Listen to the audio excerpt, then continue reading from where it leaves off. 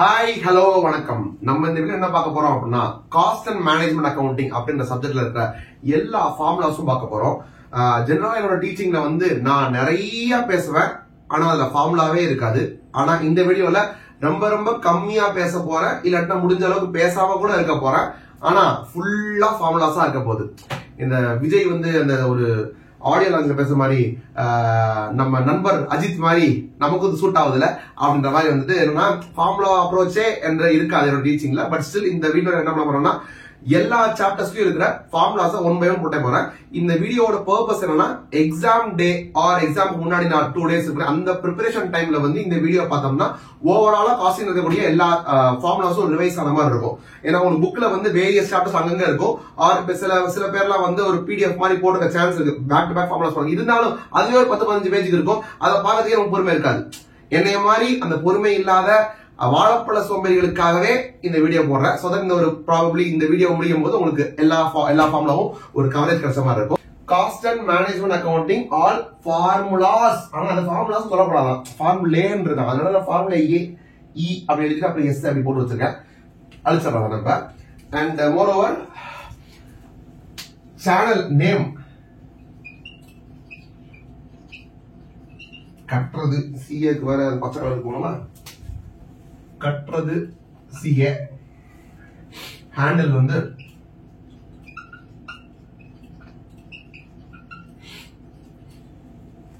இது இந்த கார்னர்ல இருக்கட்டும். ஏன்னா நீங்க ஏதாவது ஃபார்முலா அப்படியே ஸ்கிரீன்ஷாட் எடுத்து அப்படியே ஃப்ரெண்ட்ஸுக்கு சென்ட் பண்ணி பாத்தீங்களா, அப்ப போகும்போது இந்த சேனல் நேமும் சேர்ந்து போகட்டுமே அப்படின்ற ஒரு கேவலமான எண்ணத்துல பண்றேன். நன்றி.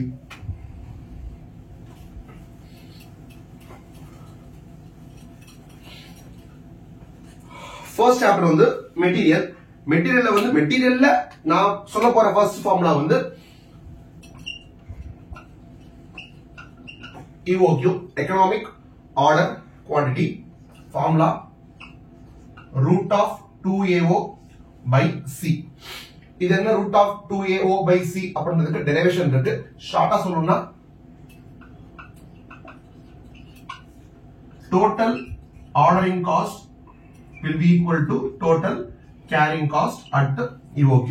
Total ordering cost என்னன்னா எத்தனை orders multiplied by ordering cost per order. So annual purchase A, annual purchase requirement A divided by Q. ஒரு ஆர்டர்ல எத்தனை குவாண்டிட்டி போட போறோம்ன்றது வரும். So this will give you total number of orders multiplied by ordering cost per order.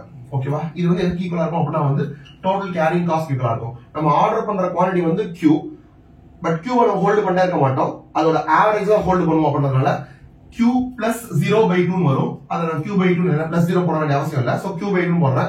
இதான் ஆவரேஜா hold பண்றது. ஒரு யூனிட்டையும் ஒரு வருஷத்துக்கு ஹோல்ட் பண்றதுக்கான காஸ்ட் C அப்படி சொல்லுவாங்க. சோ இது என்ன ஆயிருது, இப்போ A2 மேல வந்துச்சுன்னா 2AO, இங்க C கீழ வந்துச்சுன்னா C is equal to Q ஸ்கொயர்னு வருது. இந்த Q ஸ்கொயர் நம்ம ரூட் எடுத்தோம் சொன்னா root of 2AO by C னு வருது is equal to Q. இந்த Q தான் இப்ப என்ன அப்படின்னா EOQ. so EOQ is equal to root of 2AO by C. ஓகேவா? இதுக்கப்புறம் இது என்னன்னா எவ்வளவு குவாண்டிட்டி ஆர்டர் பண்ணணும், எக்கனாமிக் ஆர்டர் குவாண்டிட்டி. ஓகேவா? நெக்ஸ்ட் என்ன பார்க்கணும்னா எந்த லெவல்ல ஆர்டர் பண்ணணும் அப்படின்றதுக்கு அதுக்கு பேர் என்னன்னா reorder level.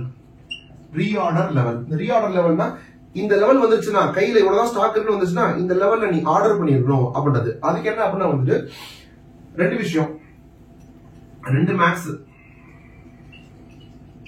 Maximum consumption per day, per week, per month ஏதோ ஒண்ணு multiplied by maximum lead time.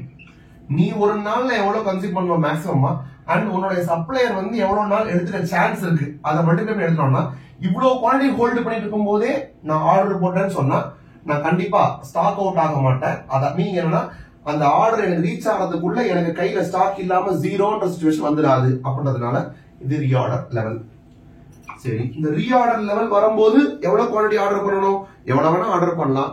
நீங்க இந்த EOQ அப்படின்ற குவாண்டிட்டி ஆர்டர் பண்ணா அது உங்களுக்கு எக்கனாமிக்கலா இருக்கும். இல்லன்னா கூட வேற கூட ஆர்டர் பண்ணலாம். அந்த வேற ஆர்டர் பண்ணீங்கன்னா அதுக்கு பேர் ROQ, reorder quantity. So EOQ can be ROQ, but ROQ can be any other number also. So next maximum level அப்படின்னு ஒரு விஷயம் இருக்கு. மேக்ஸிமம் லெவல் அப்படின்னா என்னன்னா, மேக்ஸிமமா உங்க ஸ்டாக் வந்து இந்த லெவலை தாண்டி இருக்க சான்ஸே இல்லை அப்படின்ற மாதிரி ஒரு லெவல். அந்த லெவல் எப்படி இருக்கும், நீங்க வந்து எப்ப ஆர்டர் பண்ணுவீங்க, ஏன்னா எப்ப ஆர்டர் பண்ணுவீங்க பாக்குறோம்னா, ஆர்டர் பண்ணும்போது இதுல ஸ்டாக் ஓரளவு கம்மியா இருக்கும். கம்மியா இருந்து நம்ம ஆர்டர் பண்ணுவோம். அதுக்கப்புறம் ரிசீவ் ஆகும்போது என்னைக்கு ரிசீவ் ஆகுதோ அன்னைக்கு தான் மேக்ஸிமம் கையில இருக்கும். சோ என்ன பண்ண போறோம்னா, என்னைக்கு ஆர்டர் பண்ணுவோனோ ஆர்டர் பண்ணும்போது எனக்கு ரீஆர்டர் லெவல் இருக்கும்போது நான் ஆர்டர் பண்ணுவேன். ரீஆர்டர் லெவல்ல ஆர்டர் பண்ணிட்டு கொஞ்ச நாள் டைம் ஆகும் அந்த ஆர்டர் வரதுக்கு. அப்ப வந்து எனக்கு minimum consumption into minimum lead time, கொஞ்சமா கன்சியூம் பண்றேன், அவனும் கொஞ்ச நாள் தான் எடுத்துக்கிறான், அப்போ இவ்வளவு கன்சியூம் ஆகும்னு வச்சுக்கோங்களேன். இப்படி ஆயிட்டு இருக்கும்போது என்ன ஆயிரும்னா, நான் ஆர்டர் பண்ண குவாலிட்டி வந்துடும். அப்போ ROQ, அப்ப ROL இருக்கும்போது நான் ஆர்டர் பண்றேன், ஆர்டர் பண்ண குவாலிட்டி வர்றதுக்குள்ள மினிமமா கன்சியூம் ஆகுது, மினிமம் லீட் டைம் கொஞ்சமா கன்சியூம் ஆகுது. கொஞ்சமா கன்சியூம் பண்ணா லெவல் அதிகமா இருக்கும் பிளஸ் ROQ. என்னடா இந்த ஃபார்முலா மட்டும் தான் சொல்லுவேன், எக்ஸ்பிளனேஷனே கொடுக்க மாட்டேன்னு சொன்னா அதான் சொன்னேன். நான் வந்து பேச ஆரம்பிச்சாலே அதுல எக்ஸ்பிளனேஷன் வந்துடும். எக்ஸ்பிளனேஷன் இல்லாம ஃபார்முலா எழுத எனக்கு தெரியாதுங்க. சிம்பு சொல்ற மாதிரி எனக்கு நடிக்க தெரியாதுங்க, கேமரா முன்னாடி மட்டும்தான் அப்படின்ற மாதிரி. இது வந்து அப்படிதான் கண்ட்ரோல் பண்ணிடுறேன். கொஞ்சம் முடிஞ்ச அளவுக்கு நெக்ஸ்ட் போகும்போது வெறும் ஃபார்முலா மட்டும் எழுதி போராடே அப்படி சொல்ல போறேன். பார்ப்போம். இப்ப இது கூட என்னன்னா, இதை நீங்க இப்படி எழுதக்கூடாது, எழுதலாம் ஒன்றும் பிரச்சனை கிடையாது. பட் ஆக்சுவலா புக் படி formula ROL plus ROQ minus minimum into minimum. இது என்னது, மேக்ஸ் லெவல். நெக்ஸ்ட் வந்து மினிமம் லெவல். மினிமம் லெவல்னா இதை விட கீழே இருக்கவே இருக்காது அந்த மாதிரி ஒரு லெவல். இதை விட கீழே இருக்காது கம்மி லெவல் தானே. நம்ம எப்ப ஆர்டர் பண்ணுவோம், ROL வரும்போது ஆர்டர் பண்ணுவோம்.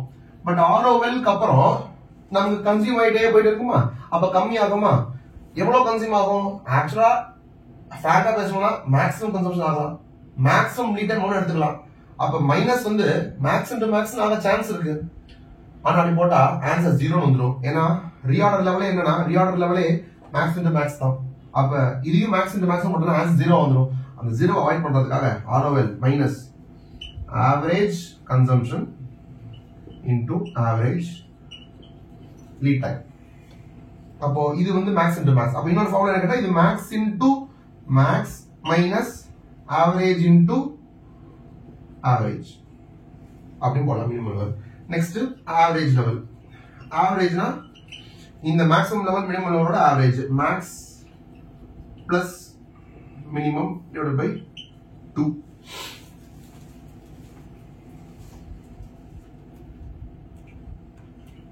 சம்டைம்ஸ் என்ன ஆகும்னா, நீங்க வந்து சேஃப்டி ஸ்டாக் அப்படின்னு தான் மெயின்டைன் பண்ணுவீங்க. சேஃப்டி ஸ்டாக் மெயின்டைன் பண்றீங்க, இல்ல ஒரு மினிமம் லெவல் மெயின்டைன் பண்ண போறீங்க அப்படின்னு சொல்லிட்டா இந்த ஃபார்முலா போல இன்னொரு ஃபார்முலா வரும். என்ன அப்படின்னா வந்து அந்த சேஃப்டி ஸ்டாக்கோ இல்ல அந்த மினிமம் லெவலோ வாட் எவர், அது எப்பவுமே உங்க கையிலேயே இருக்க போகுது. அப்போ எதுதான் வந்து ஆவரேஜ் ஆகும்னு கேட்டா வந்து நீங்க ஆர்டர் பண்றீங்க பாத்தீங்களா, ROQ ரீஆர்டர் குவாலிட்டி, அது மட்டும் ஆவரேஜ் ஆகும். அதனால நீங்க ஆவரேஜா மெயின்டைன் பண்றது வந்து இப்படியும் போடலாம் அப்படின்னு இன்னொரு ஃபார்முலா, ஆல்டர்னேட் ஃபார்முலாவும் இருக்கு. என்னதுக்கு, ஆவரேஜ் ஸ்டாக் லெவலுக்கு. இது போக டேஞ்சர் லெவல் ஒன்று இருக்கு. டேஞ்சர் லெவல் என்ன அர்த்தம்னா, நீங்க வந்து லீட் டைம் வந்து மினிமம் லீட் டைம் ஒன்று இருக்கும், அதை விட கம்மியா, அதாவது நீங்க ஸ்டாக்கை வந்து நீங்க காலி ஆயிடுச்சுன்னு பார்க்காம விட்டுட்டீங்க. அப்போ ஐயோ வாங்காம விட்டுட்டோமே அப்படின்னு சொல்லிட்டு அவசரமா போய் வாங்கணும். அவசரமா எமர்ஜென்சி பர்ச்சேஸ். அது எமர்ஜென்சி பர்ச்சேஸ்னா, எமர்ஜென்சி பர்ச்சேஸ் போய் நீ யார்ட்டையாவது வாங்கினீங்கன்னு சொன்னா அவன் எத்தனை நாள்ல கொடுப்பான் அப்படின்றது. அப்படின்னா lead time for emergency purchase. அவன் ஒரு 2 நாள் எடுத்துக்கலாம் வச்சுக்கலாம். நீங்க ஒரு நாளைக்கு எவ்வளவு யூஸ் பண்ணுவீங்கன்னா, ஒரு 50 யூனிட் யூஸ் பண்ணுவேன் அப்படின்னு சொன்னா 50 × 2 அந்த 100 தான் வந்து danger level. So last one வந்து நீங்க எழுதுறேன்,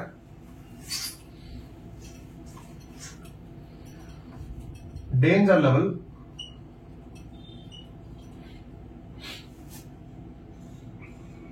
average consumption per day into lead time for emergency purchase.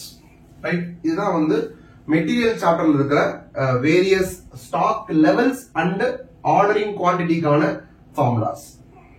பார்த்துக்கோங்க, எழுதிக்கோங்க, ஆர் மென்டலா ரிவைஸ் பண்ணிக்கோங்க, வாட் எவர்.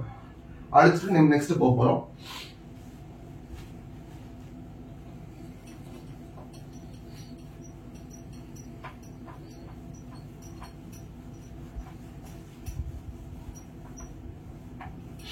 இதை மட்டும் விட்டு அடிக்க பார்த்தீங்கன்னா தெளிவா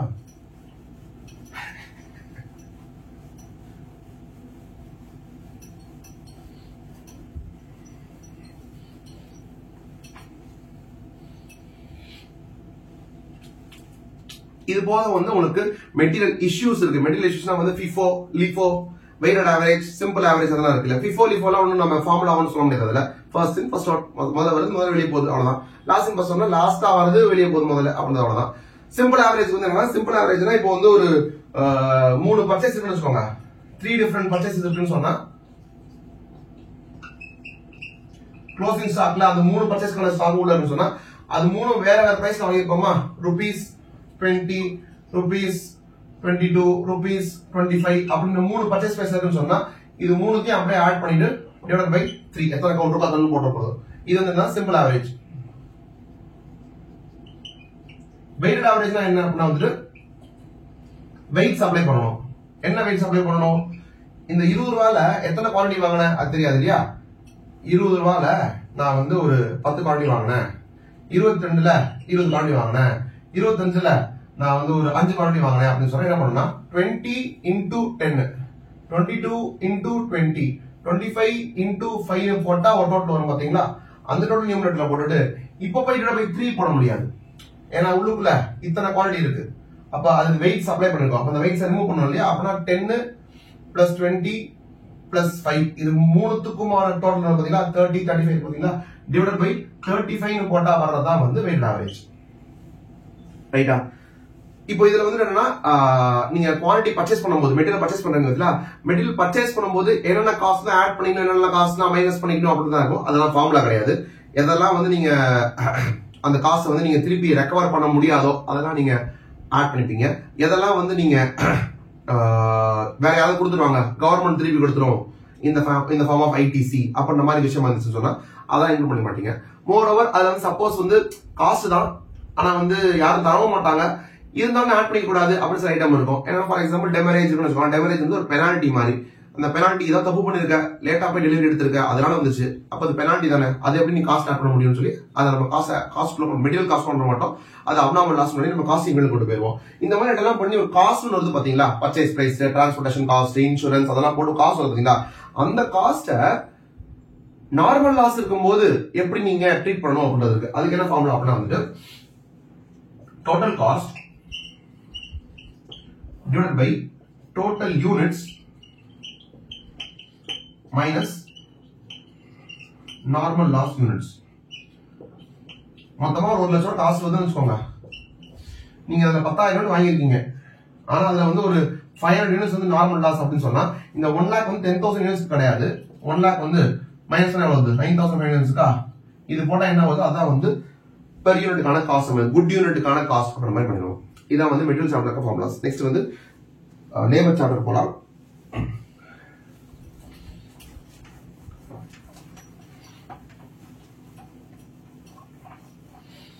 எம்ப்ளாயி காஸ்ட். எம்ப்ளாயி காஸ்ட்ல வந்து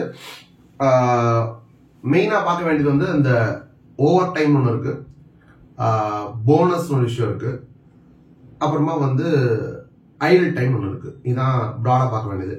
ஐடல் டைம்ல வந்து நார்மல் ஐடல் டைம் இருக்கு, அப்நார்மல் ஐடல் டைம் இருக்கு. அப்ப எது நம்மளுக்கு இதுல போக்கஸ்னா நார்மல் ஐடல் தான் போக்கஸ். நார்மல் ஐடல் டைம் என்னன்னா சாப்பிடுறது, ரெஸ்ட் ரூம் போறது, காஃபி குடிக்கிறது, அந்த மாதிரியான பிரேக் டைம், அதெல்லாம் வந்து நார்மல் ஐடல் டைம், அதை நீங்க அவாய்ட் பண்ணவே முடியாது அப்படின்ற மாதிரி இருக்கும். சோ ஒரு நாளைக்கான சம்பளம் வந்து 1000 rupees வச்சுக்கோங்க.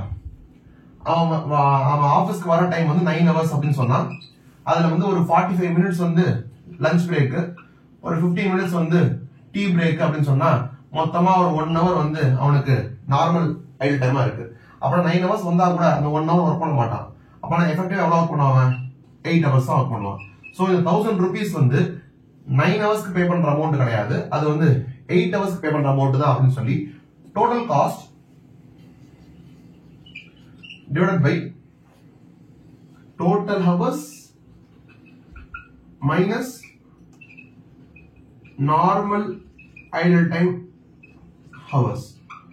இது எங்க பார்த்த மாதிரி கொஞ்சம் மட்டும் தான் பார்த்தோம். நம்ம நார்மல் லாஸ் ட்ரீட்மெண்ட் பார்த்தோம் மெட்டீரியல் சாப்டர்ல, என்ன பண்ணமோ அதே லாஜிக்கா இங்க டோட்டல் காஸ்ட் divided by அங்க டோட்டல் யூனிட்ஸ் போட்டா இங்க total hours minus normal time பண்ண போறோம். அப்நார்மல் டைம் வந்து இதுக்குள்ள மைனஸ் பண்ணக்கூடாது. அப்பதான் வந்து ஒரு எஃபெக்டிவ் ஹவர், இது என்னன்னா cost per effective hour, cost per effective hour. இதுக்குள்ள அப்நார்மல் லாஸ்ன்னு சொன்னா அந்த ஒரு ஹவருக்கான கணக்கு வரும் பாத்தீங்களா, அதை வந்து நீங்க காஸ்டிங் பீரியட் கொண்டு போகணும்.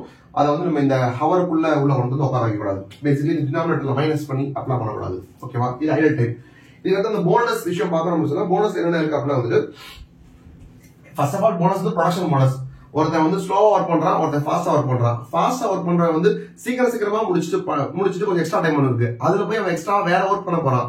பட் இருந்தாலும் வந்து அவனும் ஒரு நாள்ல 8 hours ஒர்க் பண்றான், இவனும் ஒரு நாள் 8 hours ஒர்க் பண்றான். 2 பேருக்கும் சேம் பேமெண்ட் கொடுத்தீங்க அப்படின்னு சொன்னா அவன் சொல்லுவான் அவன் ஸ்லோவா ஒர்க் பண்றான், நான் ஃபாஸ்டா ஒர்க் பண்றேன், அவன் 2 பேருக்கும் ஒரே பேமெண்ட் தான், என்ன எப்படி நியாயம் கேட்பான்.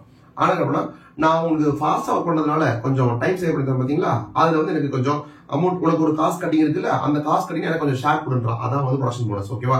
அது என்ன, அப்போ கம்பெனி என்ன சொல்லும், நீ இவ்வளவு காசு சேவ் பண்ற, அதுல உனக்கு கொஞ்சம் தரேன், நான் கொஞ்சம் வச்சுக்கிறேன் அப்படின்னு சொல்லுவான். கரெக்டா? அதுல வந்து 2 மெத்தட் இருக்கு. போனஸ்ல வந்து 2 இருக்கு. என்னென்ன இருக்கு அப்படின்னா வந்து ஒண்ணு வந்து ஹால்சே, இன்னொன்னு வந்து ரோவன். ஹால்சேல வந்து என்ன சொல்றான் அப்படின்னா வந்து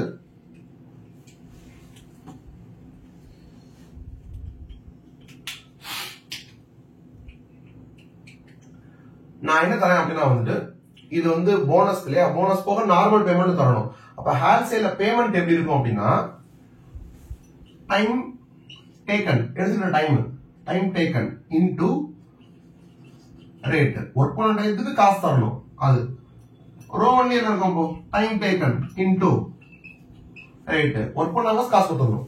ஆனா இவன் சீக்கிரமா ஒர்க் பண்றதுனால டைம் சேவ்டு இருக்கும் பாத்தீங்களா, அந்த டைம் சேவ்டுக்குள்ள இருக்கிற ரேட் இருக்கு பாத்தீங்களா, 1000 rupees per hour வச்சுக்கோங்க, 1 hour சேவ் வச்சுக்கோங்க, 1 into 1000 rupees சேவ் பண்ணானா அந்த காசை வந்து கம்பெனி சேவிங்ஸ் தானே, அதுல வந்து இவனுக்கு கொடுக்கணும் நம்ம. கரெக்டா? ஹால்சேவா இருந்தா ஹால்சே வந்து 50% போனஸ் பிளான். அப்புறம் என்ன சொன்னா இது பிளஸ் என்ன தருவாங்க அப்படின்னா டைம் சேவ்டு இன்டு ரேட் அப்படின்ற அந்த காஸ்ட் சேவ்டு இருக்கு பாத்தீங்களா, அதுல 50% கொடுத்துருவாங்க. ரோவன் என்னன்னா இதை கொடுத்துருவாங்க பிளஸ் டைம் சேவ்டு தான் இன்டு ரேட் தான். ஆனா 50% கொடுக்க மாட்டாங்க, ஒரு ப்ரொபோர்ஷன்ல கொடுப்பாங்க. என்ன ப்ரொபோர்ஷன்னா இது டைம் சேவ்டா, எப்படி டைம் சேவ்டு, நீ டைம் டேக்கன் வந்து நீ ஃபாஸ்டா படிக்கணும் அர்த்தம். கொடுத்த டைத்தை விட கொடுத்த டைம் அப்படின்றது வந்து டைம் அலவுடு, நீ எடுத்துக்கிற டைம் வந்து டைம் டேக்கன். கரெக்டா? அப்போ உனக்கு 4 hours கொடுத்துட்டாங்கன்னு வச்சுக்கோங்க, நீ 3 hours ஒர்க் பண்ணி முடிச்சுன்னு சொன்னா 1 hour சேவ்டு. அப்ப இந்த 1 hourக்கான காசு தான் இது, இந்த 1 hourக்கான காசு தான் இது. அந்த 1 hour காசுல 50% கொடுத்தாங்க உங்களுக்கு, கம்பெனி உங்களுக்கு எம்ப்ளாயி கொடுத்துன்னு சொன்னா அது ஹால்சே 50% பிளான். ரோவன் இருந்ததுன்னா அந்த டைம் சேவ்டுக்குள்ள 1 hour அதுல ரேட்டை போட்டுட்டு into time taken by time allowed. Time டேக்கன்றது நமக்கு 3 hours எடுத்துக்கிட்டோம், டைம் அலோடுன்றது 4 hours, 3/4 போட்டா 75% வரும். இதுவே டைம் டேக்கன் வேற இருந்தா வேற பர்சன்டேஜ் மாறும். அப்ப இங்க வந்து பர்சன்டேஜ் ஃபிக்ஸ்டு, இங்க வந்து பர்சன்டேஜ் ஃபிக்ஸ்டு கிடையாது. டைம் டேக்கன் பை டைமோட என்ன ப்ரொபோர்ஷன்ல வருதோ, என்ன பர்சன்டேஜ்ல வருதோ அந்த பர்சன்டேஜ் கொடுப்பாங்கன்றது வந்து ரோவன். அவ்வளவுதான் போனஸ் காணது. ஹால்சே முடிஞ்சது, போனஸ் முடிஞ்சது, அப்புறம் போனஸ் பிளான்ஸே முடிஞ்சது. நெக்ஸ்ட் வந்து ஓவர் டைம் இருக்கு. ஓவர் டைம் வந்து ஒண்ணுமே இல்ல, இப்ப நம்ம பேசணும் இல்லையா, ஒரு நாளைக்கு வந்து 9 hours வருவான்றது. சப்போஸ் அந்த 9 hours 10 to 7 வச்சுக்கோங்க, 10 AM to 7 PM வச்சுக்கோங்க. ஆனா வந்து 7 PM தாண்டி ஒர்க் பண்றான், 8 PM வரைக்கும் ஒர்க் பண்றான்னு சொன்னா இந்த எக்ஸ்ட்ராவா 1 hour பண்ணுவாங்க, அதுக்கு பேர் ஓவர் டைம். அந்த ஓவர் டைம்ல வந்து அவன் யூஸ்வலா பே பண்ற ரேட் பே பண்ண முடியாது. இப்ப நம்ம சொன்னோம் இல்லையா 1000 divided by 8 னு போட்டோம் இல்லையா, எவ்வளவு வருது, அது 125 நினைக்கிறேன், rupees 125 per hour நினைக்கிறேன். அந்த 125 per hourவே இந்த எக்ஸ்ட்ரா ஒர்க் பண்றது 1 hour கொடுத்தா ஒர்க் பண்ண மாட்டான், ஏன்னா வீட்டுக்கு போயிடுவான். வீட்டுக்கு போன நிலைமையில இருக்கும்போது வீட்டு வந்து ஒர்க் பண்ணி கொடுன்னு சொன்னா வெறுப்புல இருப்பான். அந்த வெறுப்பை வந்து காம்பன்சேட் பண்ணணும், எக்ஸ்ட்ரா காசு தரணும். ஓகேவா? சோ 125 தான் வர மாட்டேன், அதோட டபுள் அமௌண்ட் கொடுக்கணும் அப்படின்னா அப்படின்னா 125 நார்மல் பேசிக் ரேட்டு, அதோட டபுள் மடங்கு அப்படின்னு சொன்னா அப்ப இன்னொரு 125 தரணும் உனக்கு. அந்த இன்னொரு 125 அப்படின்றதா வந்து ஓவர் டைம் பிரீமியம். இந்த ஓவர் டைம் பிரீமியம் எப்படி கால்குலேட் பண்றது, ஒண்ணும் இல்ல, பேசிக்ல எத்தனை பர்சன்ட் கொடுப்பாங்க, 25% சொல்லுவாங்க. அப்படின்னா அவனுக்கு 125 125 25% போட்டோம்னா அந்த பிரீமியம் அமௌண்ட் வந்துடும். அவ்வளவுதான். அதை ஆட் பண்ணினா ஓவர் டைம் பேமெண்ட். அது அவ்வளவுதான். இதுல வந்து வேற எதுவும் ஃபார்முலா கிடையாது. அந்த ஓவர் டைம் பிரீமியம் எப்படி ட்ரீட் பண்ணணும் அப்படின்னா அதெல்லாம் ஃபார்முலா கணக்குல வராது, அதனால வந்து நான் இதுல சொல்றேன். ஓவர் டைம் வந்து ரெகுலராகவே எப்பயுமே ஓவர் டைம் பிரீமியம் இருந்துட்டே தான் இருக்குமா, ஏன்னா வந்து அண்டர் ஸ்டாஃப்டா இருக்காங்களா, இல்லாட்டினா வந்து கரெக்டா தான் இருக்காங்க, சம்டைம்ஸ் ப்ரொடக்ஷன்ல ஷார்டேஜ் வரும்போது மட்டும் சொல்றாங்களா, இல்லாட்டினா வந்து கஸ்டமர் வந்து சீக்கிரமா பண்ணி கொடுக்கணும் அப்படின்னு சொன்னதுக்காக வந்து பண்றாங்களா அப்படின்னு தான் இருக்கும். அது வந்து ஃபார்முலா கிடையாது, லாஜிக் தான். அது நான் வேற வீடியோ சொல்லியிருக்கேன், அதை போய் பார்த்துக்கோங்க. ஃபார்முலா மட்டும் தான் இந்த வீடியோ கவர் பண்றோம்.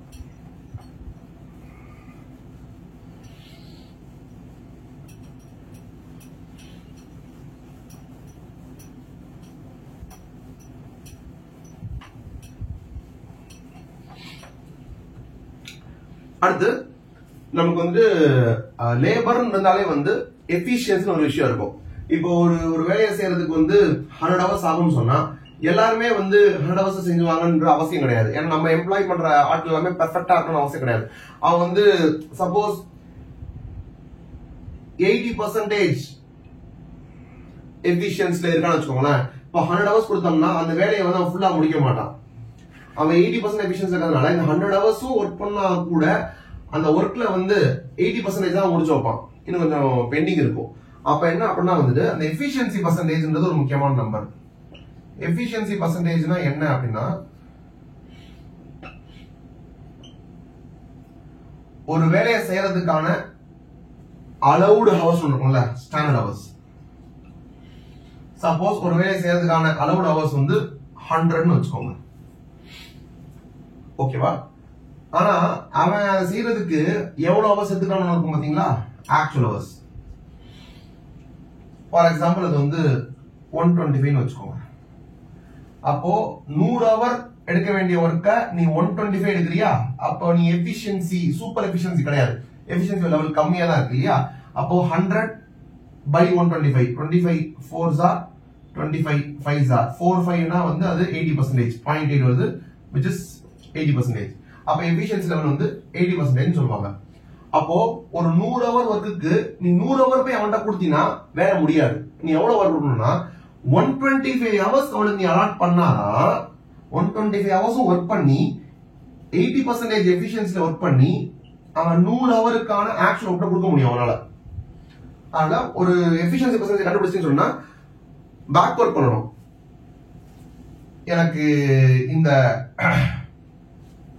100 ஹவர்ஸ்க்கான ஒர்க் அப்படின்னு சொன்னா 100 ஹவர்ஸ்க்கான ஒர்க் இருக்கா, ஆனா வந்து அவன் 80% எஃபிஷியன்சில ஒர்க் பண்றானா, அப்ப இந்த 100 ஹவர்ஸ் வந்து 80யா பாத்தீங்கன்னா 80னா 100க்கு எவ்வளவு பார்க்கணும். அப்படின்னா பேசிக்கலி என்ன ஆகும், 100 வந்து 80யா பார்த்து 100க்கு எவ்வளவு ஓபன் பண்ணோம்னா நமக்கு வந்து 125 வரும். அப்போ 125 ஹவர்ஸ் ஷுட் பி அலாட்டட்ன்ற மாதிரி வரும். இதை வச்சு சம்ஸ் கேட்க சான்ஸ் இருக்கு. So this about employee cost chapter. Direct எக்ஸ்பென்ஸ்க்கு ஒன்றும் சொல்ல தேவையில்லை, டைரக்ட் ரிட்டர்னா எடுத்து போட்டோம், அவ்வளவுதான், முடிஞ்சு போச்சு. நெக்ஸ்ட் வந்து ஓவர் ஹெட் சாப்டர் போறோம். ஓவர் ஹெட் சாப்டர்ல வந்துட்டு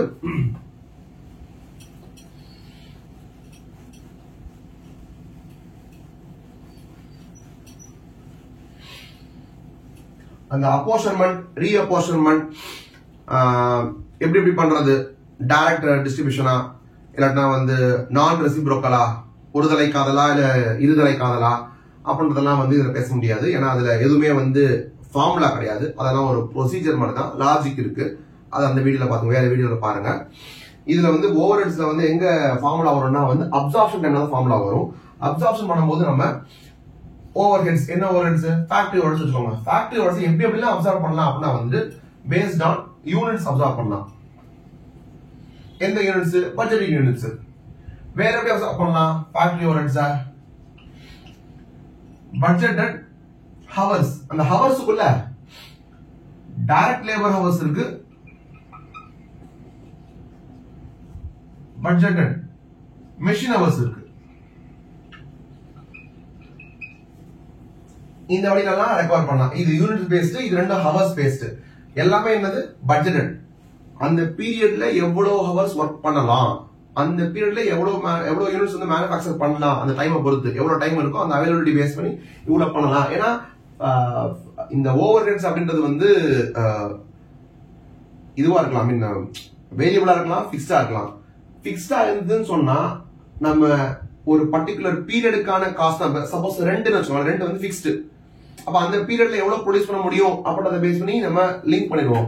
வேரியபிள் தான் பிரச்சனை இல்லையே, எத்தனை யூனிட் பண்றீங்களோ அத்தனை யூனிட் தான் காஸ்ட் வரும், அப்படியே எடுத்து போயிடலாம், பிரச்சனை இல்லை. இப்ப நம்ம ரெக்கவரி அப்படின்னு பார்க்கும்போது வந்து இந்த பிக்ஸ்டு ஃபேக்டரி ஓவர் ஹெட்ல தான் பிரச்சனை வரும். அதனால இந்த பட்ஜெட் யூனிட்ஸோ இல்ல பட்ஜெட் ஹவர்ஸோ இல்ல budget DL hours budget machine hours பண்ணலாம். ஆர் காஸ்ட் வச்சு ரெக்கார்ட் பண்ணலாம். அப்ப FOH எப்போ direct material, direct labour, direct expense, prime cost அப்புறம் தான் இந்த ஃபேக்டரி ஓவர்ஸே வரும். அப்ப அதுக்கு முன்னாடி யாரெல்லாம் இருக்கா?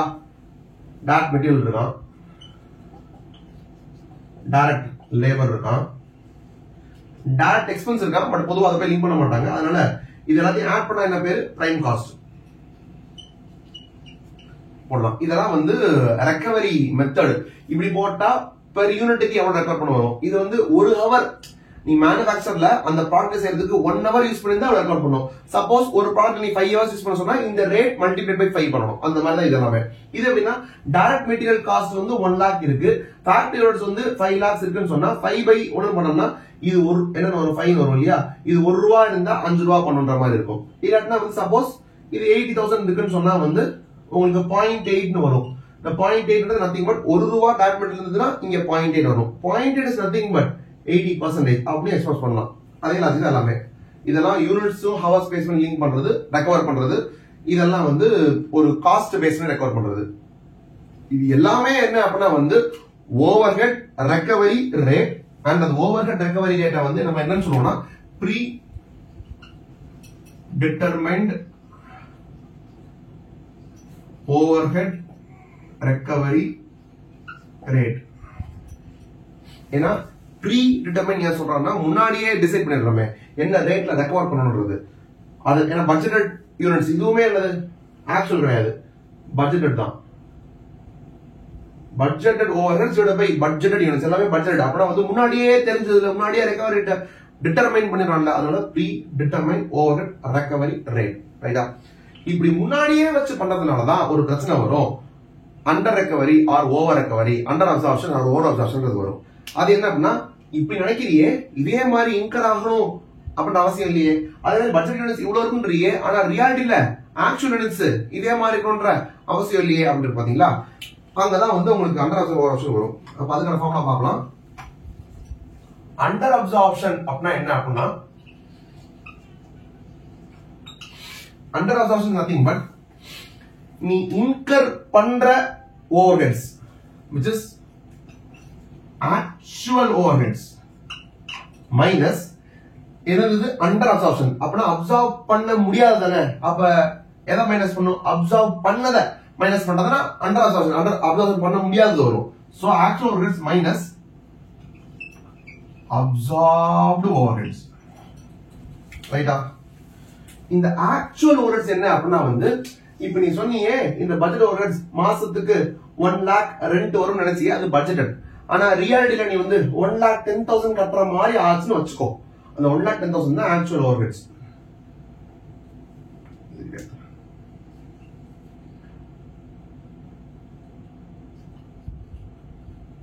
கரெக்டா? இது என்னது? Absorbed overheads. எவ்வளவு ஓவர்ஹெட்ஸ் அப்சார்ப் ஆச்சுன்றது. எதுல போய் அப்சார்ப் பண்ணுவ? யூனிட்ஸ்ல போய். எந்த யூனிட்ஸ்ல நீ பண்ணணும்னு நினைச்சியே அந்த யூனிட்ஸ்லயா இல்ல பண்ண யூனிட்ஸ்லயா? பண்ண யூனிட்ஸ் பண்ண முடியும். இத்தனை யூனிட் தான் கண்ணு முன்னாடி இருக்குன்னு சொன்னா அதுலதான் போய் நீ போட முடியும். உனக்கு இவ்வளவு ஓவர்ஹெட், உனக்கு இவ்வளவு ஓவர்ஹெட், உனக்கு இவ்வளவு ஓவர்ஹெட் அப்படின்னு போட முடியும். நீ ஒரு பட்ஜெட் யூனிட்ஸ் வந்து மேபி 10,000 யூனிட்ஸ் பண்ண நினைச்சுன்னு வச்சுக்கோ, நீ பண்ணதானா 9,000 யூனிட்ஸ் வச்சுக்கோ. உன் கண்ணு முன்னாடி 9,000 யூனிட்ஸ் இருக்குமா 10,000 யூனிட்ஸ் இருக்குமா? 9,000 யூனிட்ஸ் தான் இருக்கும். அப்ப அதுதான் போய் வைக்க முடியும். உனக்கு 10 ரூபா, உனக்கு 10 ரூபா, உனக்கு 10 ரூபா வைக்க முடியும். கரெக்டா? 1 lakh டிவைட் பை 10,000 போடும்போது எனக்கு ரெக்கவர் ரேட் வந்து 10 per unit வந்திருக்கும். ஆனா அந்த 10ன்றத போய் வைக்கணும்ல ஒரு யூனிட்டுக்கா, எத்தனை யூனிட் வைக்க முடியும்? 9,000 யூனிட்ஸ் வைக்க முடியும். அப்போ absorbed overheads nothing but actual units into predetermined overhead recovery rate. இதுதான் முக்கியமான இடம். இது புரிஞ்சுட்டாலே நிறைய சாப்டர் லிங்க் பண்ணிக்கலாம். இது budget chapter, standard costing chapter எல்லாத்துலயும் லிங்க் வரும். Under absorption is equal to actual overheads minus absorbed overheads. அப்படியே மனப்பாடம் பண்ணுங்க, புரிஞ்சுக்க ஏதோ ஒண்ணு. ஓகேவா? Actual overheads minus absorbed overheads. Absorbed overheads nothing but actual units, உண்மையிலே பண்ண யூனிட்ஸ் மல்டிப்ளைட் பை ப்ரீடெர்மைன்ட். ப்ரீடெர்மைன்ட்னா என்னது? Budget overheads by budget units. அப்ப ப்ரீடெர்மைன்ட் குள்ள என்ன இருக்கு? Budget by budget. Budget by budgeted rate அதை ஆக்சுவல்ஸ் பண்ணோம்னா அதோட ஓவர்ஹெட்ஸ், அதையும் ஆக்சுவல்ஸ் மல்டிப்ளை பண்ணோம்னா மைனஸ் பண்ணி பார்த்தோம்னா அண்டர் அப்சார்ப்ஷன். ஓவர் அப்சார்ப்ஷன் என்னது, இந்த ஆக்சுவல்ஸ் வந்து அதிகமா இருந்ததுன்னா இது வந்து அண்டர் அப்சார்ப்ஷன். இதுவே இது உல்டா வந்துச்சுன்னா 1,10,000 ஆக்சுவல் ஓவர்ஹெட்ஸ், ஆனா அப்சர்வ் ஓவர்ஹெட்ஸ் சப்போஸ் ஒரு 1,30,000 வச்சுக்கோங்க, அதாவது அப்சர்வ் அதிகமா இருக்கு இன்கர் பண்ணதை விட அதிகமா இருந்துச்சுன்னா அது வந்து under will become over absorption. அவ்வளவுதான். இதோட என்ன முடிஞ்சு, ஓவர் சாப்டர் முடிஞ்சு.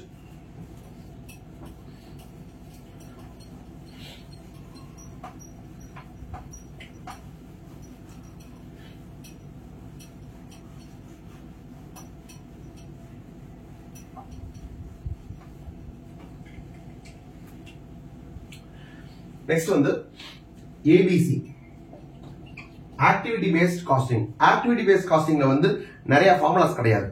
ஏன்னா இது வந்து ட்ரெடிஷனல் அப்சார்ப்ஷன் காஸ்டிங் பேஸ் பண்ணி இருக்கிற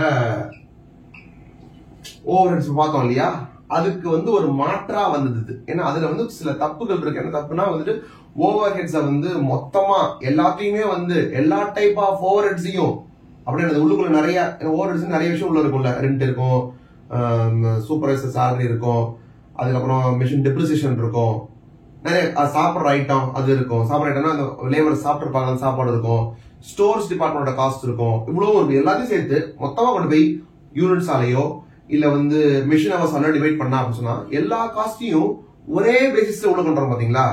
அதனால வந்து ஒரு ஏற்ற தாழ்வு வரும். ஏன்னா ரியாலிட்டியில வந்து எல்லாமே ஒரே மாதிரி கன்சியூம் ஆகாது அப்படின்றதுனால. அதனால வந்து தான் ஏபிசி. ஏபிசி வந்து ஆக்டிவிட்டி பேஸ்டு காஸ்டிங். ஆக்டிவிட்டி பேஸ்டா இருக்கா அப்பனா ஓவர் ஹெட்ஸை வந்து நான் ஆக்டிவிட்டி வாரியா பிரிக்கணும். ஆக்டிவிட்டி 1, ஆக்டிவிட்டி 2, ஆக்டிவிட்டி 3 அந்த மாதிரி பிரிக்கணும். ஃபார் எக்ஸாம்பிள் ஆக்டிவிட்டி 1 வந்து ஸ்டோர்ஸ் டிபார்ட்மெண்ட் அப்படின்னு வச்சுக்கோங்க. ஸ்டோர்ஸ் டிபார்ட்மெண்ட்ல பண்ற வேலைகள் எல்லாம் ஒரு ஆக்டிவிட்டி நம்பர் 1 வச்சுக்கோங்க. அதுக்கான காஸ்ட் ஸ்டோர்ஸ் டிபார்ட்மெண்ட் காஸ்ட் 1 இருக்கும். அப்போ ஒவ்வொரு ஆக்டிவிட்டிக்கும் நான் காஸ்ட் கண்டுபிடிக்கணும். டிவைடட் பை ஸ்டோர்ஸ் டிபார்ட்மெண்ட் நடக்கிற காஸ்ட் வந்து டிரைவ் பண்றது யாரு, யாருனால காஸ்ட் அதிகமா போகும் கேட்டா நிறைய பேர் வந்து ஸ்டோர்ஸ் ரெக்வெஸ்ட் கேட்டது, மெட்டீரியல் ரெக்வெஸ்ட் கேட்டாங்கன்னு வச்சுக்கோங்க. இந்த ஐட்டம் மூடு, இந்த ஐட்டம் மூடு, இந்த ஐட்டம் நிறைய வந்து கேட்டாங்கன்னா நிறைய பேர் கேட்டே இருந்தாங்கன்னு சொன்னா, நிறைய தடவை கேட்டே இருந்தாங்கன்னு சொன்னா நிறைய ஆட்கள் தேவைப்படும். நிறைய ஆட்கள் தேவைப்பட்டோம்னா இந்த காசு அதிகமாகும். அப்பனா யாரு எது வந்து யாருன்றது நான் ஆள் மாதிரி பேசுறேன், ஏதோ ஒரு மனுஷ பிறவி மாதிரி. பட் இருந்தாலும் எதுனா வந்து நம்பர் ஆஃப் ரெக்வசிஷன்ஸ் தான் இந்த காஸ்ட டிரைவ் பண்ணும். So stores department cost divided by number of requisitions அப்படி போடுவோமா. அப்படி போட்டோம்னா ஒரு ரெக்வசிஷனுக்கு என்ன காஸ்ட் வந்துடும். It is nothing but activity ஓட cost divided by cost driver, number of cost drivers. இது போட்ட என்ன வரும்னா காஸ்ட் டிரைவர் ரேட் வரும். அப்ப ஒரு ரிக்வெசிஷனுக்கு என்ன காசு இருந்துச்சா, இதுக்கப்புறம் என்ன பண்ணுவீங்க, ஒரு பர்டிகுலர் ப்ராடக்ட் செய்யறதுக்கு வந்து இந்த பீரியட்ல வந்து இத்தனை ரெக்வெசிஷன் போட்டோம் அப்படின்னா அத்தனை ரெக்வெசிஷன் மல்டிப்ளைடு பை அந்த காஸ்ட் டிரைவருக்கான ரேட் போட்டோம்னா அந்த ப்ராடக்ட் செய்யறதுக்கான காசு வந்துடும். அதுக்கப்புறம் அந்த ப்ராடக்ட்டுக்கான காசு நம்ம கண்டுபிடிச்சிடலாம். இப்படி பிரிச்சோம் சொன்னா மோர் என்னது accurate way of distributing overheads வந்து நிற்கும். அவ்வளவுதான் ஏபிசி. ஏபிசில வேற எந்த ஃபார்முலும் கிடையாது.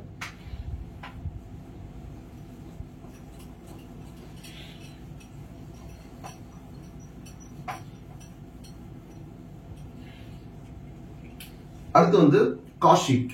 காஸ்ட் ஷீட்ல வந்து இப்ப காஸ்டிங்லயே ஒரு ஃபார்மேட்னு ஒன்னு இருக்கு, அதை ஃபாலோ பண்ணியே ஆகணும் அப்படின்றது வந்து காஸ்ட் ஷீட்ல மட்டும் தான். அதனாலே இந்த சாப்டர் ரொம்ப பிடிக்காது எனக்கு. ஃபுல்லா லாஜிக்கலாவே இருக்கணும். பட் ஸ்டில் படிச்சுதான் ஆகணும். Direct material consume. ஏன் கன்சியூம்னு சொல்றேன் அப்படின்னா வந்து இது மெட்டீரியல்னா வந்து ஸ்டாக் வைக்க முடியும். மீதி எக்ஸ்பென்ஸ்லாம் வந்து செலவு ஆகுது அவ்வளவுதான். ஆனா மெட்டீரியல்ன்றது ஸ்டாக் வைக்க முடியும் அப்படின்றதுனால வாட் இஸ் கன்சியூம்ட் அப்படின்னா வந்து opening stock plus purchases, incidental cost ஆகுது, என்னன்னா டிரான்ஸ்போர்டேஷன், இன்சூரன்ஸ் அந்த மாதிரி ஏதாவது அதெல்லாம் போட்டுட்டு இதெல்லாம் ஆட் பண்ணிட்டு இதாவது டோட்டல் ஸ்டாக்கா இருந்திருக்கும். இதுல இருந்து க்ளோசிங் ஸ்டாக்கை மைனஸ் பண்ணிட்டோம் அப்படின்னு சொன்னா என்ன வந்து எனக்கு டைரக்ட் மெட்டீரியல் கன்சியூம் வந்துடும். இந்த கன்சியூம் நம்பர் இங்க எடுத்து வரணும். ரைட்டா. Next direct labour, direct expenses எல்லாம் ஆட் பண்ணா பிரைம் காஸ்ட். இந்த பிரைம் காஸ்ட் கூட ஃபேக்டரி ஓவர்ஹெட்ஸ் ஆட் பண்ணா அதுக்கு பேரு ஃபேக்டரி காஸ்ட். இந்த ஃபேக்டரி காஸ்ட் வச்சு நான் என்னென்ன ப்ரிப்பேர் பண்ணிருப்பேன், என்னென்ன மேனுஃபேக்சர் பண்ணிருப்பேன்னா ஃபினிஷ்டு கூட்ஸ் மேனுஃபேக்சர் பண்ணிருப்பேன், WIP மேனுஃபேக்சர் பண்ணிருப்பேன். எனக்கு தேவை வந்து ஃபினிஷ்டு கூட்ஸோட காஸ்ட் தான் வேணும். அப்ப WIP வேணாமா, WIP ரிமூவ் பண்ணணும். அப்போ லெஸ் க்ளோசிங் WIP. ஆனா க்ளோசிங் WIP மட்டும் ரிமூவ் பண்ணா பத்தாது. ஏன்னா எனக்கு இதுல ஃபினிஷ்டு கூட்ஸ்க்கான காஸ்ட் வரும்னு நான் சொன்னேன். ஆனா இந்த வாட்டி இன்ட்ரோடியூஸ் பண்ணி இந்த வாட்டியே முடிச்சிருந்தா அந்த காசு தான் இருக்கும். மேபி ஓப்பனிங்லயே WIP இருந்து இந்த வாட்டி கொஞ்சம் காஸ்ட் மட்டும் இன்கர் பண்ணி க்ளோஸ் பண்ணிருந்தாங்கன்னா அந்த கொஞ்சம் காஸ்ட் மட்டும் தான் இங்க இருக்கும். அப்போ ஓப்பனிங்ல இருந்த காஸ்ட் இருக்காது இல்லையா, அதனால add opening WIP. Basically factory cost வந்து ஓப்பனிங் WIP மைனஸ் % பண்ணணும். நான் வந்து இது ஒன்லி ஃபார்முலா வீடியோ அப்படின்றத மறந்து லாஜிக் பேச ஆரம்பிச்சேன், சாரி. இதை பண்ணா வந்து net factory cost. Net factory cost யாருப்பா, வெறும் ஃபினிஷ்டு கூட்ஸ்க்கான ஃபேக்டரி காஸ்ட் மட்டும் அதுல இருப்பாங்க. கரெக்டா? இதுல என்ன பண்ணணும்னா ஃபினிஷ்டு கூட்ஸ்ல மட்டும் அதுக்கு மட்டும் செலவாகிற சில எக்ஸ்பென்ஸ் இருக்கு. ஃபினிஷ்டு கூட்ஸ்க்கு மட்டும் என்னது, ஃபினிஷ்டு கூட்ஸ் ஆனதுக்கு அப்புறம் தான் அதை பேக் பண்ண முடியும். அப்பனா பிரைமரி பேக்கேஜிங் வரும். Primary or direct packaging cost. But அப்படி பேக் பண்றதுக்கு முன்னாடி அந்த பொருள்லாம் கரெக்டா இருக்கா, நம்ம நினைச்ச மாதிரியான குவாலிட்டியில இருக்கான்னு பார்க்கணும். அப்ப வந்து குவாலிட்டி கண்ட்ரோல் காஸ்ட். நெக்ஸ்ட் இந்த பினிஷ் மாடலாம் பண்றதுக்கு எஃபெக்டிவா பண்றதுக்காக இல்ல எஃபிஷியன்டா பண்றதுக்காக நம்ம ஏதாவது ரிசர்ச் பண்ணிருப்போம், டெவலப் பண்ணிருப்போம். Research and development. So R&D cost இங்க தான் ரெக்கார்ட் பண்ண முடியும். இதெல்லாம் போக எனக்கு சம்டைம்ஸ் வந்து அட்மினிஸ்ட்ரேட்டிவ் ஓவர்ஹெட்ஸ் தான் இருக்கும். இங்க நம்ம அதை போடக்கூடாது, அட்மினிஸ்ட்ரேட்டிவ் ஓவர்ஹெட்ஸ் தான். ஆனா அது ரிலேட்டட் டு ப்ரொடக்ஷனா இருக்கும். அப்போ administrative overhead related to production ஒரு காசு தான், அதையும் நீங்க ஆட் பண்ணிக்கணும். ஏன்னா ப்ரொடக்ஷன் சம்பந்தமா இருக்குல்ல, அப்போ பினிஷ்டு கூட்ஸோட காஸ்ட் வரணும்ல, அதனால பண்றோம். இது போக இந்த ப்ராசஸ் தான் பண்ணும்போது ஏதாவது ஸ்கிராப் வந்திருக்கும், அந்த ஸ்கிராப் நம்ம வித்துக்கலாம், வித்து அதுல இருந்து காசு கிடைக்கும். ஆனா அதோட இவ்வளவு காசு இன்கம் பண்ணிருக்கோமே, அது ஒரு ரெக்கவரி தானே, அதை மைனஸ் பண்ணிக்கலாம்ன்றதுனால minus recovery from any scrap.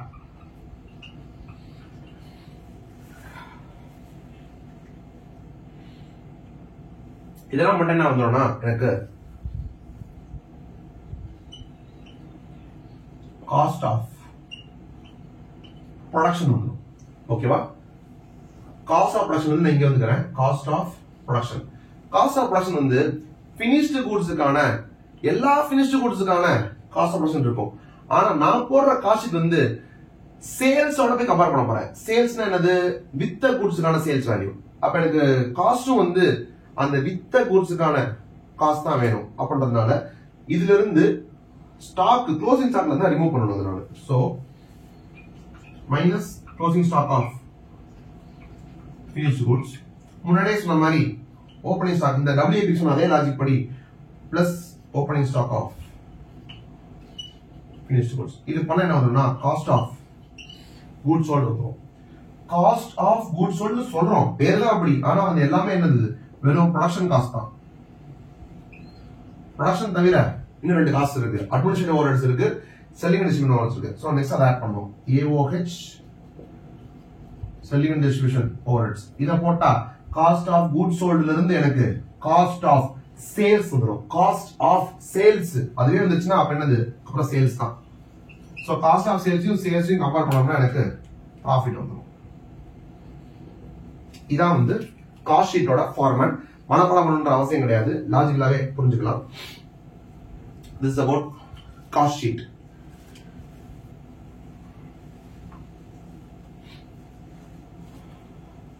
Pass பண்ணி எடுத்துக்கோங்க, எழுதிக்கோங்க, ஆர் ஸ்கிரீன்ஷாட் எடுத்துக்கோங்க, வாட் எவர். அந்த ஸ்கிரீன்ஷாட் எடுக்கிறதுக்காக தான் அதை நான் வச்சிருக்கேன்.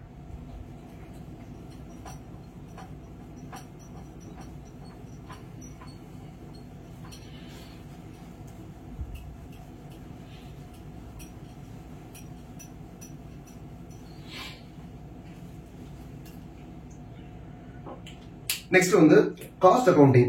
காஸ்ட் அக்கௌண்டிங்ல வந்து ஃபார்முலாஸ் எதுவுமே கிடையாது. அதுல வந்துட்டு பேசிக்கலி ஜேர்னலிஸ்ட் தான் வரும். சும்மா ஒரு 2-3 ஜேர்னலிஸ்ட் மட்டும் டிஸ்கஸ் பண்ணுவோம். ஏன்னா அதுல ஃபார்முலா சொல்றது இல்லைன்றதுனால அதுல 2 வகை இருக்கு. ஒன்னு வந்து இன்டகிரேட் பண்ணது, இன்னொன்று நான் இன்டகிரேட்டட். அப்படின்னா வந்து காஸ்டிங் ரெக்கார்ட்ஸும் அக்கௌண்டிங் ரெக்கார்ட்ஸும் தனித்தனியா இருந்ததுன்னா நான் இன்டெகிரல். ரெண்டும் சேர்ந்து ஒரே புக்ஸ் இருந்தா இன்டெகிரல் அக்கௌண்ட்ஸ் சொல்லுவாங்க. ரைட்டா? அப்போ முதல்ல தனித்தனியா கதை பாத்துக்கலாம். தனித்தனியா இருந்ததுன்னு வச்சுக்கோங்களேன். இப்ப ஜெனரலா வந்து பர்ச்சேஸ் பண்றோம் அப்படின்னு சொன்னா பர்ச்சேஸ் டு கேஷ்னு நார்மலா பினான்சியல் ரெக்கார்ட்ஸ்ல என்ட்ரி போடுவோம். இப்ப காஸ்ட் ரெக்கார்ட்ஸ் எப்படி போடுறோம்னா பர்ச்சேஸ்க்கு பதிலா நமக்கு மெட்டீரியல், நமக்கு காஸ்ட் தேவை அப்படின்றதுனால, காஸ்டிங் ஆங்கிள் தேவைனால டைரக்ட் மெட்டீரியல் அப்படி வந்துட்டா. சோ மெட்டீரியல்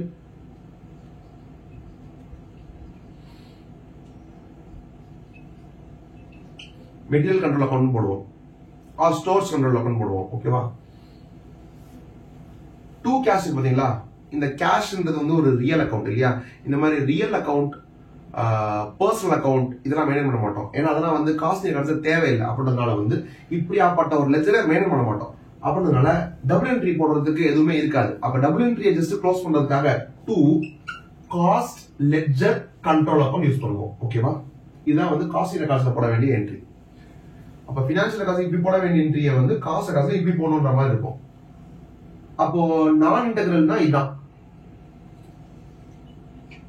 நான் இன்டெகிரல்ல பினான்சியல் செப்பரேட்டா காஸ்ட் செப்பரேட்டா இருக்கும்போது என்ட்ரி கேட்டா இப்படிதான் போடணும். Purchase of raw material entry தான் போடணும். இதுவே இன்டெகிரல் ஆன்சர் சொன்னா ரெண்டு புக்ஸும் சேர்ந்துனா எனக்கு இந்த பர்ச்சேஸ் அண்ட் மெட்டீரியல் கண்ட்ரோல்ல எது வந்து இப்ப எனக்கு காஸ்டிங் ரெக்கார்ட்ஸ் முக்கியம்னு பார்த்தா மெட்டீரியல் கண்ட்ரோல் தேவை. சோ மெட்டீரியல் கண்ட்ரோல் போட வேண்டியதான். Material control account. இது எப்படி இருக்கு? அந்த அரசு படத்துல வந்து சரத்குமாரும் வடிவேலும் போது அந்த ஜெட்டி காய போட வேண்டியதுல வந்து படாது அவ்வளவு ஆச்சாரம் அப்படின்ற மாதிரி படாது.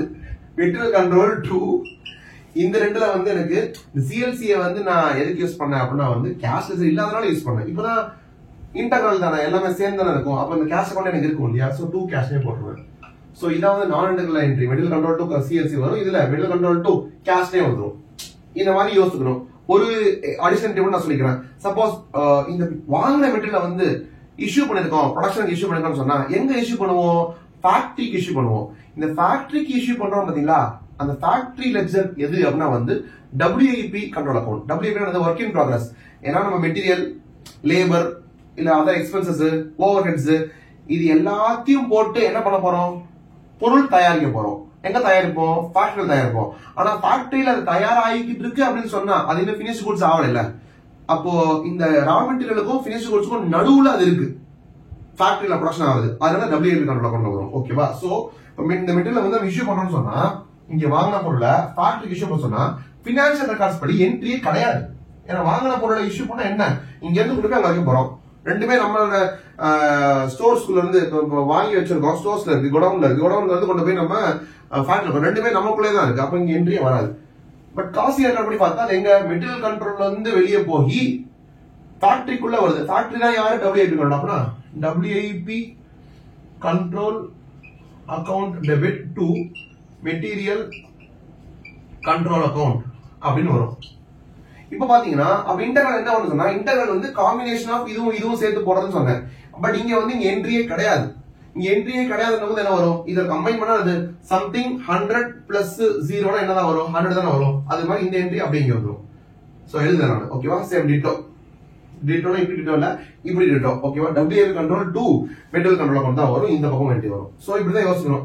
நான் இன்டெகிரல் வந்தா டபுள் என்ட்ரியை க்ளோஸ் பண்றதுக்கு லெட்ஜர் இல்ல சொன்னா 2 CLC. மீதி எல்லாம் வந்து அந்த பர்டிகுலர் காஸ்ட் போடணும். Material, WIP, finished goods, factory overhead, administration overhead அந்த போடணும். அவ்வளவுதான்.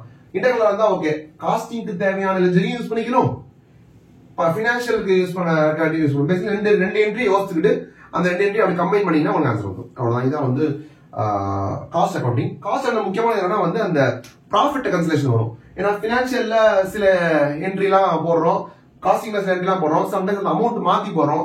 சில என்ட்ரிஸ் வந்து பினான்சியல்ஸ்ல மட்டும் தான் போட போறோம். ஃபார் எக்ஸாம்பிள் இப்போ இன்ட்ரெஸ்ட் இன்கம், டிவிடெண்ட் அதெல்லாம் வந்து நம்ம என்ட்ரியே பண்ண மாட்டோம். அப்ப அந்த ப்ராஃபிட் இந்த ப்ராஃபிட் வேற வேறையா இருக்கும். அப்ப அதை ரெக்கன்சில் பண்ண சொல்லுவாங்க. அப்படி பண்ணாதான் சொன்னா காஸ்டிங் ப்ராஃபிட்ல இருந்து காஸ்டிங் ப்ராஃபிட்ல இருந்து பினான்சியல் ப்ராஃபிட் வரணும் அப்படின்னா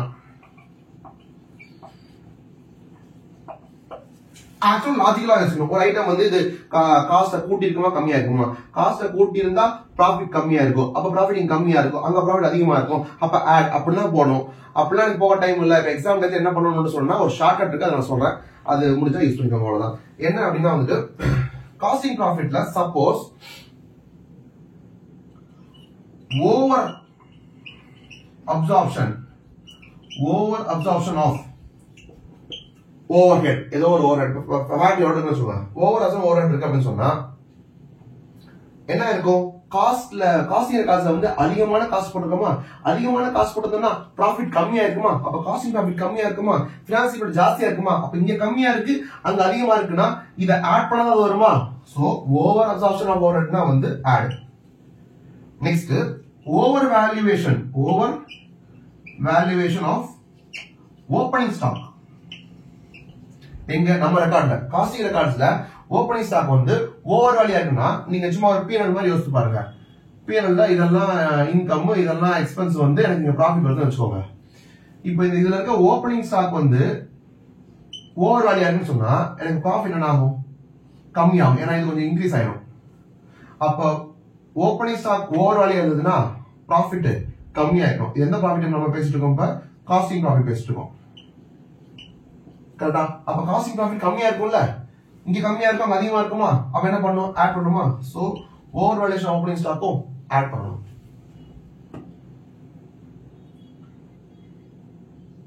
over absorption overhead add பண்ணணும்னு சொன்னா அண்டர் அப்சார்ப்ஷன் ஓவர் என்ன பண்ணணும்? மைனஸ் பண்ணணும். ஓவர் வேல்யூஷன் ஓப்பனிங் ஸ்டாக் இருந்ததுன்னா அண்டர் வேல்யூஷன் ஓப்பனிங் ஸ்டாக் என்ன பண்ணணும்? மைனஸ் பண்ணணும். Over valuation of opening stock add ஆனதுன்னா over valuation of closing stock என்ன பண்ணணும்? மைனஸ் பண்ணணும். உல்டா. அதே மாதிரி இன்னொரு உல்டா இருக்கு, நான் சொன்னா குழப்பிடும். அந்த உல்டா நீங்களே பாத்துக்கோங்க. ஓகேவா? இதை உல்டா பண்ணாலும் சைன் சேஞ்ச் ஆகும், இதை மாத்தாம இதை உல்டா பண்ணாலும் சைன் சேஞ்ச் ஆகும். ரெண்டுத்தையும் உல்டா பண்ணோம்னா சைன் சேஞ்ச் ஆகும், அப்படியே இருக்கும், பிளஸ்ல இருக்கும். அப்பனா அண்டர் வேல்யூவேஷன் ஆஃப் க்ளோசிங் ஸ்டாக்னா அது மைனஸ் பண்ற மாதிரி வரும். ஏன்னா அண்டர் வேல்யூவேஷன் அப்படின்னு சொன்னா போட வேண்டிய க்ளோசிங் ஸ்டாக்கை விட நீ கம்மியா போட்டுருன்னு அர்த்தமா? நீ கம்மியா போடுறதுனால வர வேண்டிய ப்ராஃபிட்டை விட கம்மியா வந்திருக்குமா, அப்பனா இந்த ப்ராஃபிட் கம்மியா இருக்குமா, அப்ப ஆட் பண்ணதானே வரும். அது முடிஞ்சா இதுல என்ன ஒரு அட்வான்டேஜ் அப்படின்னா ஓவர் அப்சார்ப்ஷன் ஆஃப் ஓவர் ஹெட்டையும் ஓவர் வேல்யூவேஷன் ஆஃப் ஓப்பனிங் ஸ்டாக்கையும் நம்ம ஆட் பண்றோம். இது எப்படி வச்சுக்கிறது? ஓ ஓ சனம் ஓ ஓ சனம் ஓ ஓ ஓ ஓ சனம் ஓ ஓ சனம் ஓ ஓ என்ன பண்ணணும் அப்படின்னா ஆட் பண்ணிக்கணும். அவ்வளவுதான். இதை மட்டும் வச்சுக்கலாம். இதோட உல்டா எல்லாமே வந்து மைனஸ் வச்சுக்கலாம். இது மட்டுமே போதுமானு கேட்டா சில ஐட்டம்ஸ் இருக்கு. என்னன்னா பினான்சியல் ப்ராஃபிட்டை மட்டும் அஃபெக்ட் பண்ற ஐட்டம்ஸ் இருக்கு. இங்க மட்டுமே போடக்கூடிய சில எக்ஸ்பென்சஸ் இருக்கு. அப்பனா இங்க மட்டும் அந்த எக்ஸ்பென்ஸ் போட்டா இந்த ப்ராஃபிட் குறைஞ்சிருக்கும். இங்க மட்டுமே போட வேண்டிய சில இன்கம் இருக்கும். So for example interest income வச்சுக்கோங்க. இன்ட்ரெஸ்ட் இன்கம் இங்க போடவே மாட்டோம், அங்க மட்டும் தான் போட்டிருப்போம். இன்கம் என்ன பண்ணிருப்பாங்க? ப்ராஃபிட் கூட்டி இருக்கும். அப்புறம் இன்கம் வந்து ஆட் பண்ணிக்கணும். சில எக்ஸ்பென்ஸ் வந்து நம்ம இங்க மட்டும் தான் போட போறோம். சப்போஸ் இன்ட்ரெஸ்ட் எக்ஸ்பென்ஸ் இருக்கும், இன்ட்ரெஸ்ட் ஆன் லோன், அதை நம்ம இங்க போட மாட்டோம், இங்கதான் போட போறோம். அப்ப இங்க மட்டும் போட்டோம்னா இந்த ப்ராஃபிட் கம்மியா இருக்கும். அப்ப அங்க மட்டுமே போட்ட எக்ஸ்பென்ஸ் இருந்துச்சுன்னா இந்த ப்ராஃபிட் அதிகமா இருக்கும். இங்க இருந்து போகும்போது மைனஸ். அப்போ நார்மல் ஆங்கிள் எக்ஸ்பென்ஸ் தான் லெஸ்ஸா, எக்ஸ்பென்ஸ் தான் லெஸ். இன்கம் வந்து என்ன ஆடா, இன்கம்னா ஆட். அவ்வளவுதான் முடிஞ்சு. இதை பண்ணா வந்து ப்ராஃபிட் இருக்க முடிஞ்சு. நெக்ஸ்ட் இப்ப காஸ்ட் முடிஞ்சுதா? அப்பனா உங்களுக்கு மாடியூல் 1 முடிஞ்சு. என்ன மாடியூல் 1 முடிஞ்சு? நான் ஆக்சுவலா சாப்டர் ஆர்டர் படி போயிட்டு இருக்கேன். நோட் பண்ணீங்கன்னா எனக்கு தெரியல. நான் சாப்டர்ஸ் ஆர்டர் படி போயிட்டு இருக்கேன். சோ ஃபர்ஸ்ட் மாடியூல் வந்து ஓவர். இப்போ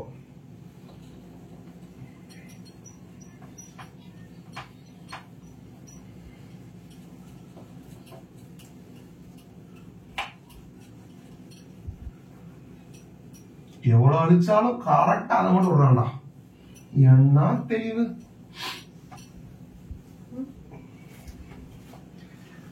நெக்ஸ்ட் சாப்டர்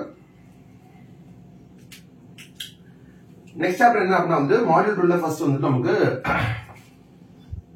யூனிட் காஸ்டிங் அப்படின்னு ஒரு சாப்டர் இருக்கும். அதெல்லாம் நான் பேசி அந்த சாப்டரை மதிக்கவும் விரும்பல, உங்களே வந்து டிஸ்கஸ் பண்ண வரும்ல. யூனிட் காஸ்டிங் ஒண்ணுமே கிடையாது. நெக்ஸ்ட் வந்து பேட்ச் காஸ்டிங். பேட்ச் காஸ்டிங்ல நிறைய ஃபார்முலாலாம் ஒன்றும் கிடையாது. EBQ ஒன்று இருக்கு. EBQ என்ன அப்படின்னா வந்து 2DS/C. இது nothing but EOQ formula. EOQ formula என்ன அப்படின்னா வந்து √2AO/C போடுவோமா. அங்க வந்து இந்த A என்ன ஆனுவல்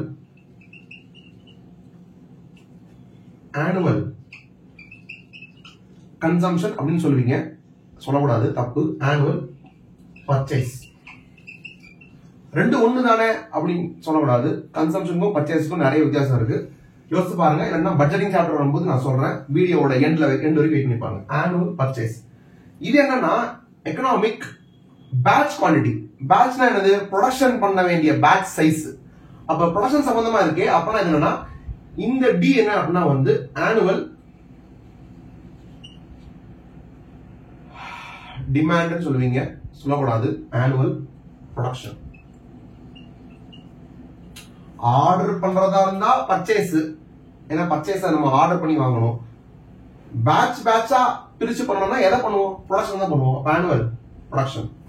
அப்புறம் ஏன்டா இது டீன் இருக்குன்னா அவன் ஆனுவல் ப்ரொடக்ஷன் வந்து அவன் ஆனுவல் டிமாண்ட் பேர் வச்சு இங்க ஆல்ரெடி ஆனுவல் டிமாண்டுக்கு இந்த ஏ இங்க எடுத்துக்கிறதுனால இந்த டி இங்க கொடுத்துருக்கான். அவ்வளவுதான், ஒண்ணும் கிடையாது. பேசிக்கலி இது என்னது? ஆனுவல் ப்ரொடக்ஷன் இருக்கணும். டீனா எஸ் என்ன அப்படின்னா வந்து இது பேட்சா பிரிச்சு பண்றாங்களா. அப்போ ஒவ்வொரு பேட்ச் முடியும் போதும் திருப்பி அந்த மிஷினை ஸ்டார்ட் பண்ணோமா. அப்போ ஒண்ணும் இல்ல, தோசை சுடுற மாதிரி. தோசையை வந்து நம்ம சப்போஸ் 100 தோசை சுடணும்னு வச்சுக்கோங்க. 20 தோசையா நம்ம பேட்ச் பிரிக்கணும்னு வச்சுக்கோங்க. ஃபர்ஸ்ட் 20 தோசை சுட்டு ஆஃப் பண்றோம், அப்புறம் 20 சுட்டு ஆஃப் பண்றோம் அப்படின்னு சொன்னா ஒவ்வொரு தடவையும் ஸ்டவ்வை பத்த வச்சு அந்த தோசை கல்ல வந்து சூடாக்கணுமா. சூடாக்கினதுக்கு அப்புறம் தான் 20 தோசை ஊத்த முடியுமா. 20 தோசை ஊத்துனதுக்கு அப்புறம் ஆஃப் பண்ணிடுவோம். திருப்பி அடுத்த 20 தோசை ஆரம்பிக்கும் போது திருப்பி சுட வச்சு அந்த கல்லை வந்து இது பண்ணும். அப்பனா வந்து செட்டப் காஸ்ட் ஒன்று இருக்கு. அந்த தோசை சட்டி வந்து சூடாகிற அந்த 2-3 மினிட்ஸ் பாத்தீங்கன்னா அதான் செட்டப் டைம். அந்த செட்டப் டைம்ல ஆகிற காஸ்ட் பாத்தீங்கன்னா அந்த கேஸ் அந்த மாதிரி ஐட்டம்லாம் வந்து செட்டப் காஸ்ட். அப்போ ஒவ்வொரு தடவையும் அந்த பேட்சை நான் ஸ்டாப் பண்ணும்போது 20 தோசை ஊத்தி நிறுத்தும் போது ஒரு செட்டப் காஸ்ட் எங்க இருக்கணும்? 20க்கு 1 அப்படின்னு வந்து இருக்கும். அப்படின்னா வந்து அது செட்டப் காஸ்ட் அப்படின்றதுதான் இந்த காஸ்ட். அங்க வந்து ஆர்டர்ஸ் இருக்கும். நம்பர் ஆஃப் ஆர்டர்ஸ் போடுமா. இங்க வந்து நம்பர் ஆஃப் செட்டப்ஸ் இருக்கும். Number of setups multiplied by setup cost per setup. நிறைய செட்டப்பா வருது அந்த மாதிரி நினைச்சுக்காதீங்க. ஓகேவா. அந்த செட்டப் காஸ்ட் பெர் செட்டப் தான் இங்க எடுத்துக்கணும். ஓகேவா. இது வந்து as usual carrying cost per unit per annum. அவ்வளவுதான். இதை முடிச்சிட்டோம்னா இது வந்து பேட்ச் ஓவர். யூனிட்டும் பேட்சும் சேர்ந்து ஒரு சாப்டர் ஆகும்னு நினைக்கிறேன். அதுல வந்து இது தவிர வேற எந்த ஃபார்முலாவும் கிடையாது.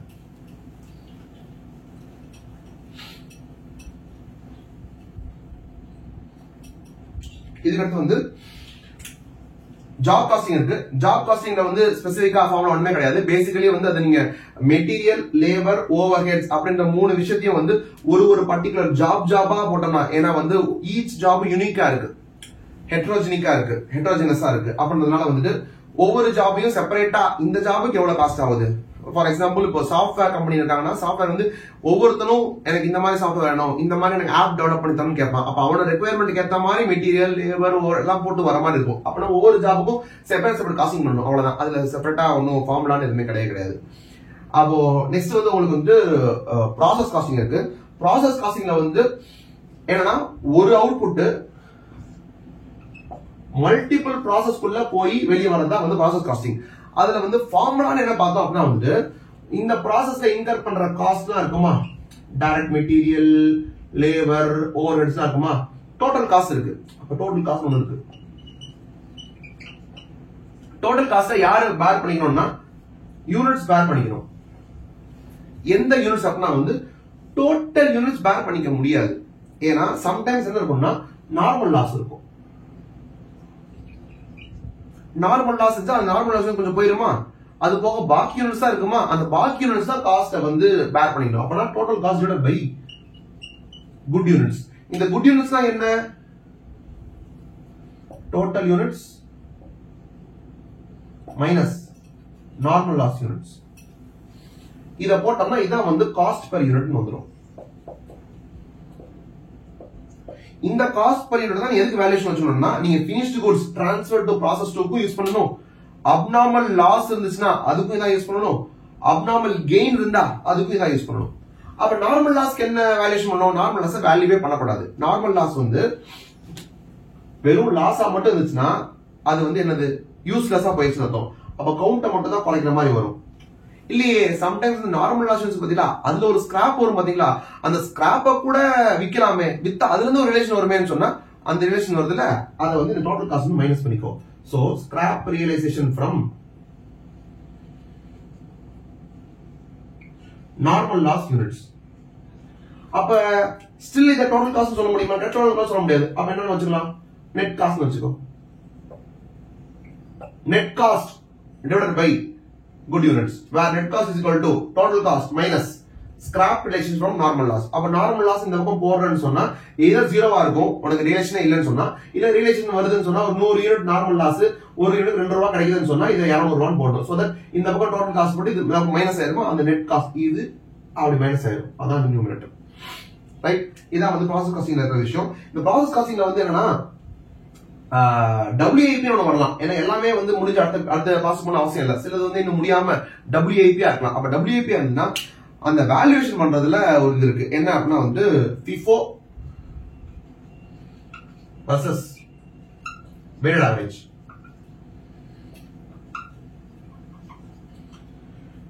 ஃபர்ஸ்ட் நான் ஃபார்முலா சொல்லிடுறேன். இப்போ என்கிட்ட படிச்சவங்க இந்த வீடியோ பாத்தீங்கன்னா என்ன திடீர்னு ஃபார்முலா சொல்றேன், கிளாஸ்ல ஒரு நாள் பொழுது இது ஃபார்முலா சொல்ல மாட்டேடா, இதெல்லாம் இருக்கா, இதெல்லாம் நியூமரேட்டர்ல வருமா, இதெல்லாம் டினாமினேட்டர்ல வருமா அப்படிதான் சொல்லுவேன். கேட்டா வேற வழி இல்லைங்க. இந்த சந்தானம் சொல்ற மாதிரி இளநீ வேணும்னா வந்து தென்னை மரம் ஏறிதான் ஆகணும் குமார் அப்படின்ற மாதிரி FIFO versus weighted average நான் ஃபார்முலா சொல்றேன். என்ன ஃபார்முலா அப்படின்னா வந்து இங்க போட்டதுதான் நெட் காஸ்ட் இருக்குல்ல, நெட் காஸ்ட் தான். அப்ப net cost total cost minus scrap இருக்குல்ல அதான் வரும். பட் the total cost என்ன காஸ்ட்னா total cost incurred during this period. என்னது total cost ஆர் நீங்க நெட் காஸ்ட் எடுத்துக்கோங்க. total cost ஸ்கிராப் லைஸ் மைனஸ் ஆயிட்டா என்ன ஆகுது? நெட் காஸ்ட் ஆயிருமா? நெட் காஸ்ட்னே வச்சுக்கோங்க. Net cost incurred during this period. இதான் நியூமரேட்டர். டிவைடட் பை என்ன அப்படின்னா வந்து இந்த காஸ்ட வச்சு நீங்க யாரெல்லாம் மேனுஃபேக்சர் பண்ணிருப்பீங்க? ஓப்பனிங் WIP ல வந்து ஒருத்தன் 80% கம்ப்ளீட் ஆகி உட்கார்ந்து இருந்தான்னு சொன்னா அந்த பாக்கி 20% இருக்குல்ல, அந்த பாக்கி 20% வந்து இந்த காஸ்ட வச்சு முடிச்சிருப்போம். அதுக்கப்புறமா இந்த வருஷம் இன்ட்ரோடியூஸ்டு, இப்பதான் இன்ட்ரோடியூஸே பண்றோம், யூனிட் ரா மெட்டீரியல் இன்ட்ரோடியூஸ் பண்றோம். இன்ட்ரோடியூஸ்ட் அண்ட் கம்ப்ளீட்டட் இருப்பாங்க பாத்தீங்களா, அவன் வந்து 100% இப்பதான் உருவாகி இப்பதான் முடிச்சிருக்கான். அப்ப அவனும் இந்த காசை பேர் பண்ணணும். நெக்ஸ்ட் க்ளோசிங் WIP ல ஒரு சில யூனிட்ஸ் வந்து 60% கம்ப்ளீட் ஆகிருக்கான்னு வச்சுக்கோங்க. அப்ப 60% முடிஞ்சிட்டானா அது எந்த காசு பண்ணிருப்பாங்க? இந்த வருஷம் மட்டும் காசு தான் பண்ணிருப்பாங்க. அப்ப அவன் இந்த 3 பேரையும் பண்ணணும்பா. ஓப்பனிங் WIP ல முடிஞ்ச போர்ஷன் விட்டுட்டு முடியாத போர்ஷன் இருக்கும்ல, முடியாத போர்ஷன் அப்புறம் என்னது ஒரு 1000 யூனிட்ஸ் இருந்தான்னு சொன்னா 1000 into 20% 200. அப்புறமா இந்த இன்ட்ரோடியூஸ் வந்து ஒரு 5000 யூனிட்ஸ்னா 5000 into 100 அப்புறம் ஒரு 5000. க்ளோசிங்ல வந்து ஒரு 200 யூனிட் வந்து க்ளோசிங்ல காமிச்சுங்க. 200 into 60% போட்டா எவ்வளவு 120 வருமா? அந்த 120 அப்படின்னு போட்டு மேல இந்த வருஷம் இன்கர் பண்ண காஸ்ட் மைனஸ் ஏதாவது நார்மல் லாஸ் ரெக்கவரி இருந்தா அதை மைனஸ் பண்ணி இதை போடணும். இந்த வருஷம் காஸ்ட் எடுத்தோம்னா இந்த வருஷம் அதை வச்சு பண்ணக்கூடிய ப்ரொடியூஸ் பண்ண ஐட்டத்தை கொண்டு வரணும். இதுதான் FIFO. இதுவே வெயிட்டட் ஆவரேஜ் ஆச்சுன்னு சொன்னா நம்ம மேல எடுக்க போறது இந்த நெட் காஸ்ட் அப்படியே வரும். ஆனா வெயிட்டட் ஆவரேஜா, ஆவரேஜ் என்னது? இந்த வருஷம் காசு எடுக்க கூடாது, போன வருஷம் காசு எடுக்கணும். போன வருஷம் காசு எடுக்கணும்னா போன வருஷம் காசு தான் அது போன வாட்டியே வித்து முடிஞ்சு போயிருக்குமே கேட்டா அதை பத்தி நான் சொல்ல வரல. போன வருஷம் நீ செய்ய ஆரம்பிச்சு முடிக்காம வச்சிருக்கிய எது அந்த ஓப்பனிங் WIP 80% போட்டிருக்கிய இந்த 80% ஒரு காஸ்ட் ஆயிருக்கும்ல, அந்த காஸ்ட் இங்க போடணும். அப்பனா ஓப்பனிங் WIP காஸ்டையும் நியூமரேட்டர்ல கொண்டு வந்து எதுல வெயிட்டட் ஆவரேஜ்ல 2 வரதுனால தான் அது வெயிட்டட் ஆவரேஜே ஆகும். இல்லன்னா ஆவரேஜ் ஆகும். இது ஒண்ணே ஒன்று தான் எப்படி ஆவரேஜ் ஆகும், 2 தான் வெயிட்டட் ஆவரேஜ் ஆகும். இப்போ இதுல பாத்தீங்கன்னா இந்த 120 கான காஸ்ட் இதுக்குள்ள இருக்கு, இந்த 5000 கான காஸ்டும் இதுக்குள்ளே தான் இருக்கு. அப்ப அது வரும். இதுக்கப்புறம் இந்த 2 போட்டுருக்கோம். 2 என்னது 1000 யூனிட்ஸ் ஓபனிங்ல இருந்துச்சு, 20% தான் இந்த வாட்டி முடிஞ்சா இதுல இந்த வாட்டி காசு வந்து எடுக்கிறதுனால நம்ம இந்த 1000 வந்து 20% பண்ணி கொண்டு வந்தோம். ஆனா இப்பதான் ஓப்பனிங் WIP காஸ்டிங் கொண்டு வந்துட்டோமே, அதுலதான் 80% காஸ்ட் இருக்குமே. அப்ப 1000 20% பண்ண அவசியம் இல்லையே, என்டையர் 1000 போட்டுடலாமே. அப்ப என்டையர் 1000 போட்டணும். என்டையர் 1000 போடணும்னா என்டையர் 1000 என்னது? Finished goods on account. இந்த 5000 என்னது? Finished goods on account. அப்ப ஏன் பிரிச்சு போடணும்? பிரிச்சு போடணும்னு அவசியம் இல்லையே, அப்படியே 6000 போடலாமா? போடலாம். அப்ப வெயிட்டட் ஆவரேஜ்ல எடுக்கும்போது நியூமரேட்டர்ல நீங்க ஓப்பனிங் WIP காஸ்டையும் எடுத்துட்டு இந்த வருஷம் காஸ்ட் எடுக்கிறதுனால கீழே வந்து finished goods count total அது ஓப்பனிங்ல இருந்து வந்துச்சா, இந்த வாட்டி இன்ட்ரோடியூஸ் பண்ணி முடிச்சீங்களா, அந்த அந்த டேஷ் எனக்கு தேவை கிடையாது. என்ன பண்ணலாம்? மொத்த finished goods எடுத்துக்கலாம். க்ளோசிங் WIP ல ஈக்குவலன்ட் போர்ஷன் 60% முடிஞ்சது 60% எடுத்துக்கலாம். இந்த தெளிவு இருந்ததுன்னா ப்ராசஸ்ல ஒண்ணுமே பண்ண முடியாது. யாரு எக்ஸாம் எழுத முடியாது. நீங்க எல்லாமே பண்ணலாம். நீங்க எல்லாமே பண்ணி எல்லாம் மார்க் வாங்கிடலாம். ரைட்டா? அழிக்க போறேன். எனக்கு வந்து இந்த ஸ்கிரீன்ஷாட் வந்து அப்படியே பறக்கணும். ஏன்னா இந்த கிளாரிட்டி எவ்வளவுமே தர மாட்டான்.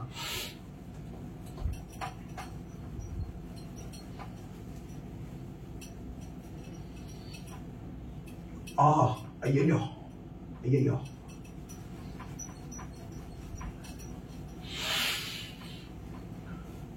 So process done. அடுத்த சாப்டர் என்ன அப்படின்னா வந்து ஜாயிண்ட் ப்ராடக்ட் பை ப்ராடக்ட்ஸ். இந்த ஜாயிண்ட் ப்ராடக்ட் பை ப்ராடக்ட் என்ன அப்படின்னா வந்துட்டு அந்த ப்ராசஸ் காஸ்டிங் நான் சொல்லியிருப்பேன். ப்ராசஸ் காஸ்டிங் ஒரு ப்ராடக்ட் மல்டிபிள் ப்ராசஸ்க்குள்ள போய் ஒரு ப்ராசஸ்ல வந்து வெளியே வந்து இன்னொரு ப்ராசஸ்க்குள்ள போய் வெளியே வந்த மாதிரி. அப்ப ஒரு product multiple processes. Joint product by product என்னன்னா ஒரு ப்ராசஸ் ஆனா மல்டிபிள் ப்ராடக்ட்ஸ். அப்போ ஒரு ப்ராசஸ்ல இருந்து மோர் தேன் ஒன் அவுட்புட் வெளியே வருது அப்படின்னு சொன்னா A B C இப்படி வந்து வச்சுக்கோங்க. அப்ப இந்த ப்ராசஸ்க்கு பாத்தீங்களா, அந்த ப்ராசஸ்க்கு ஒரு காஸ்ட் இருந்திருக்குமே, என்னது? அதான் வந்து ஜாயிண்ட் காஸ்ட். ஜாயிண்ட் காஸ்ட் இருக்கு, ஏன்னா காமன் ப்ராசஸ்ன்றதுனால. அது வந்து யாருக்கலாம்? இந்த ABC அப்படின்ற எல்லா ப்ராடக்ட்டுக்கும் சேர்த்து தர காஸ்ட் தானே அது. அப்படின்ற போது எப்படி பிரிக்கிறது இந்த காஸ்ட அப்படின்ற ஒரு விஷயம் இருக்கு. ஏன்னா இந்த காஸ்ட் செப்பரேட்டா பிரிச்சாதான் இதுக்கு செப்பரேட்டா ஒரு செல்லிங் பிரைஸ் வச்சு வித்து அது ப்ராஃபிட்ல பார்க்க முடியும். அப்படின்னா காஸ்ட் பிரிக்க வேண்டிய சிச்சுவேஷன் இருக்கு, அவசியம் இருக்கு நமக்கு. எப்படி பிரிக்கிறது அப்படின்னா இந்த ABC பார்ட் எல்லாம் எடுத்து பார்க்கணும். இவங்க எல்லாமே வந்து கிட்டத்தட்ட more or less equal value உள்ள ஐட்டம்ஸா, ஈக்குவல் வேல்யூ உள்ள ப்ராடக்ட்ஸா அப்படின்னு பார்க்கணும்.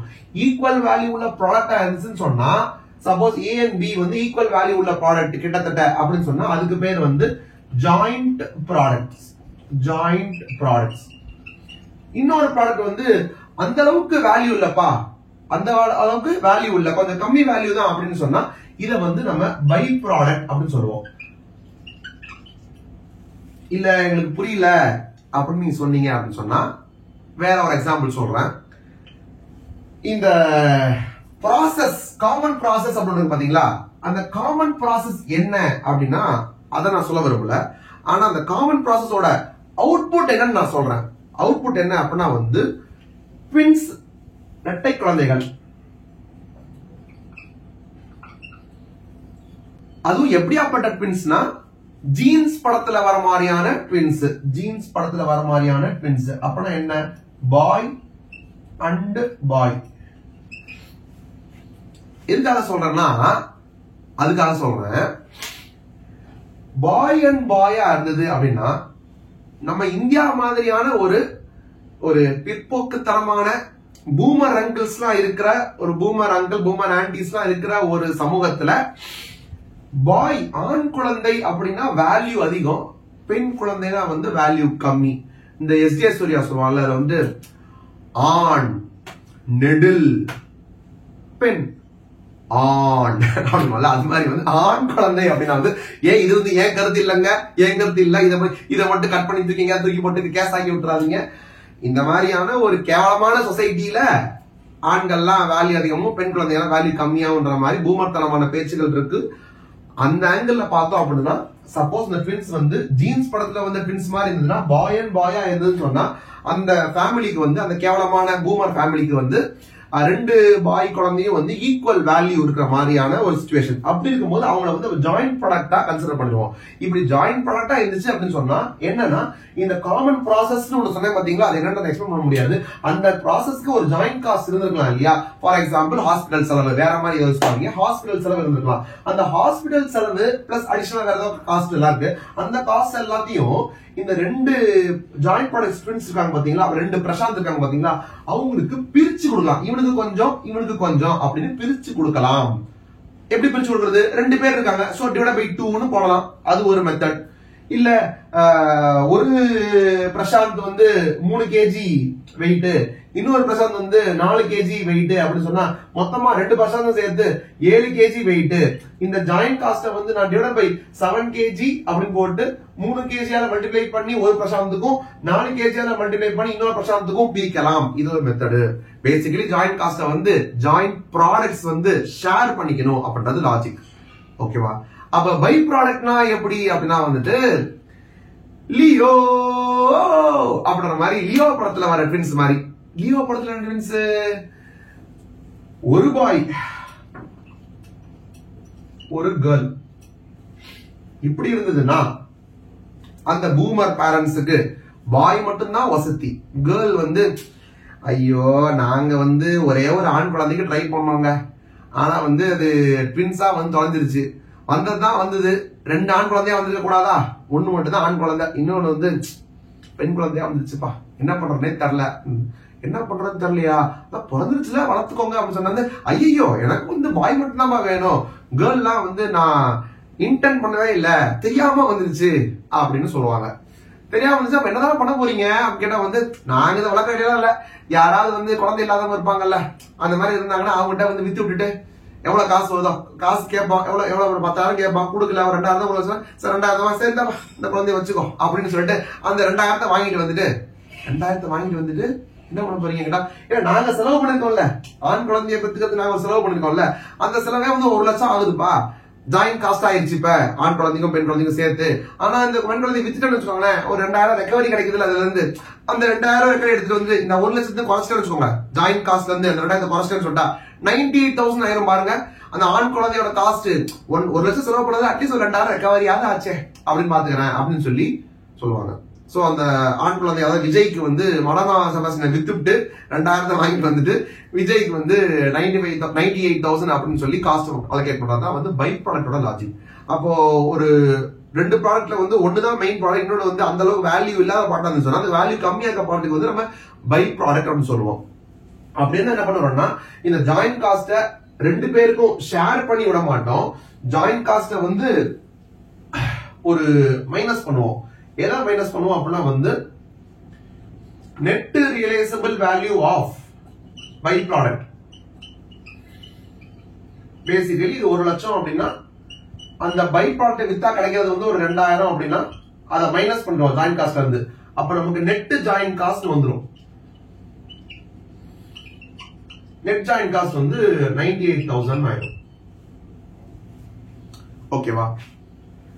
அப்ப அட் டைம் எல்லாமே இருந்துச்சு அப்படின்னு சொன்னா ABC ட்வின்ஸ்பா, ட்வின்ஸ்ல வந்து 2 ஜாயின் பண்ண 2 ஆண் குழந்தைகள் ஒரு பெண் குழந்தை, இப்படிதான் பரவாயில்லைன்னு தெரியல. ட்வின்ஸ் வச்சு நம்ம படம் வந்து நினைக்கிறேன், ஏதோ ஒண்ணு ட்வின்ஸ் இருக்கான்னு சொல்லுவாங்க. அப்ப என்ன பண்ணுவோம், ஃபர்ஸ்ட் அந்த பெண் குழந்தையை வித்துருவோம், வித்தா ஒரு காசு வருமா, அந்த காசை வந்து நெட் ரிலைஸ் பண்ணி மைனஸ் பண்ணி விட்டுருவோம், joint cost net joint cost ஆயிரும். அந்த நெட் ஜாயிண்ட் காஸ்ட் கொண்டு வந்துட்டு அவனை வந்து ஏக்கும் பிக்கும் பிரிச்சு விடுவோம்.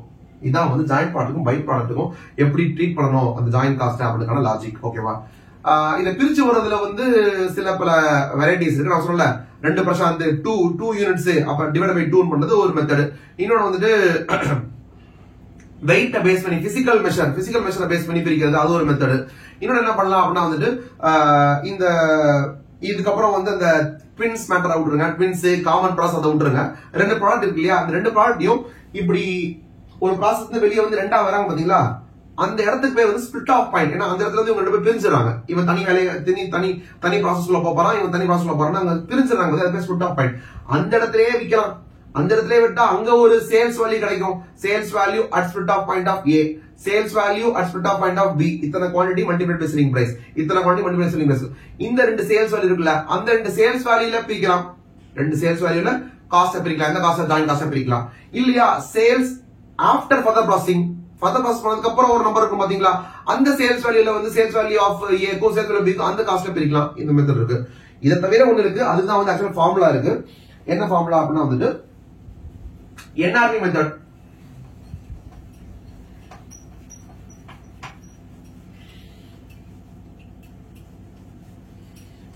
என்ஆர்வில என்னன்னா நமக்கு வந்து இங்க வந்து ஒரு சேல்ஸ் வேல்யூ இருக்கு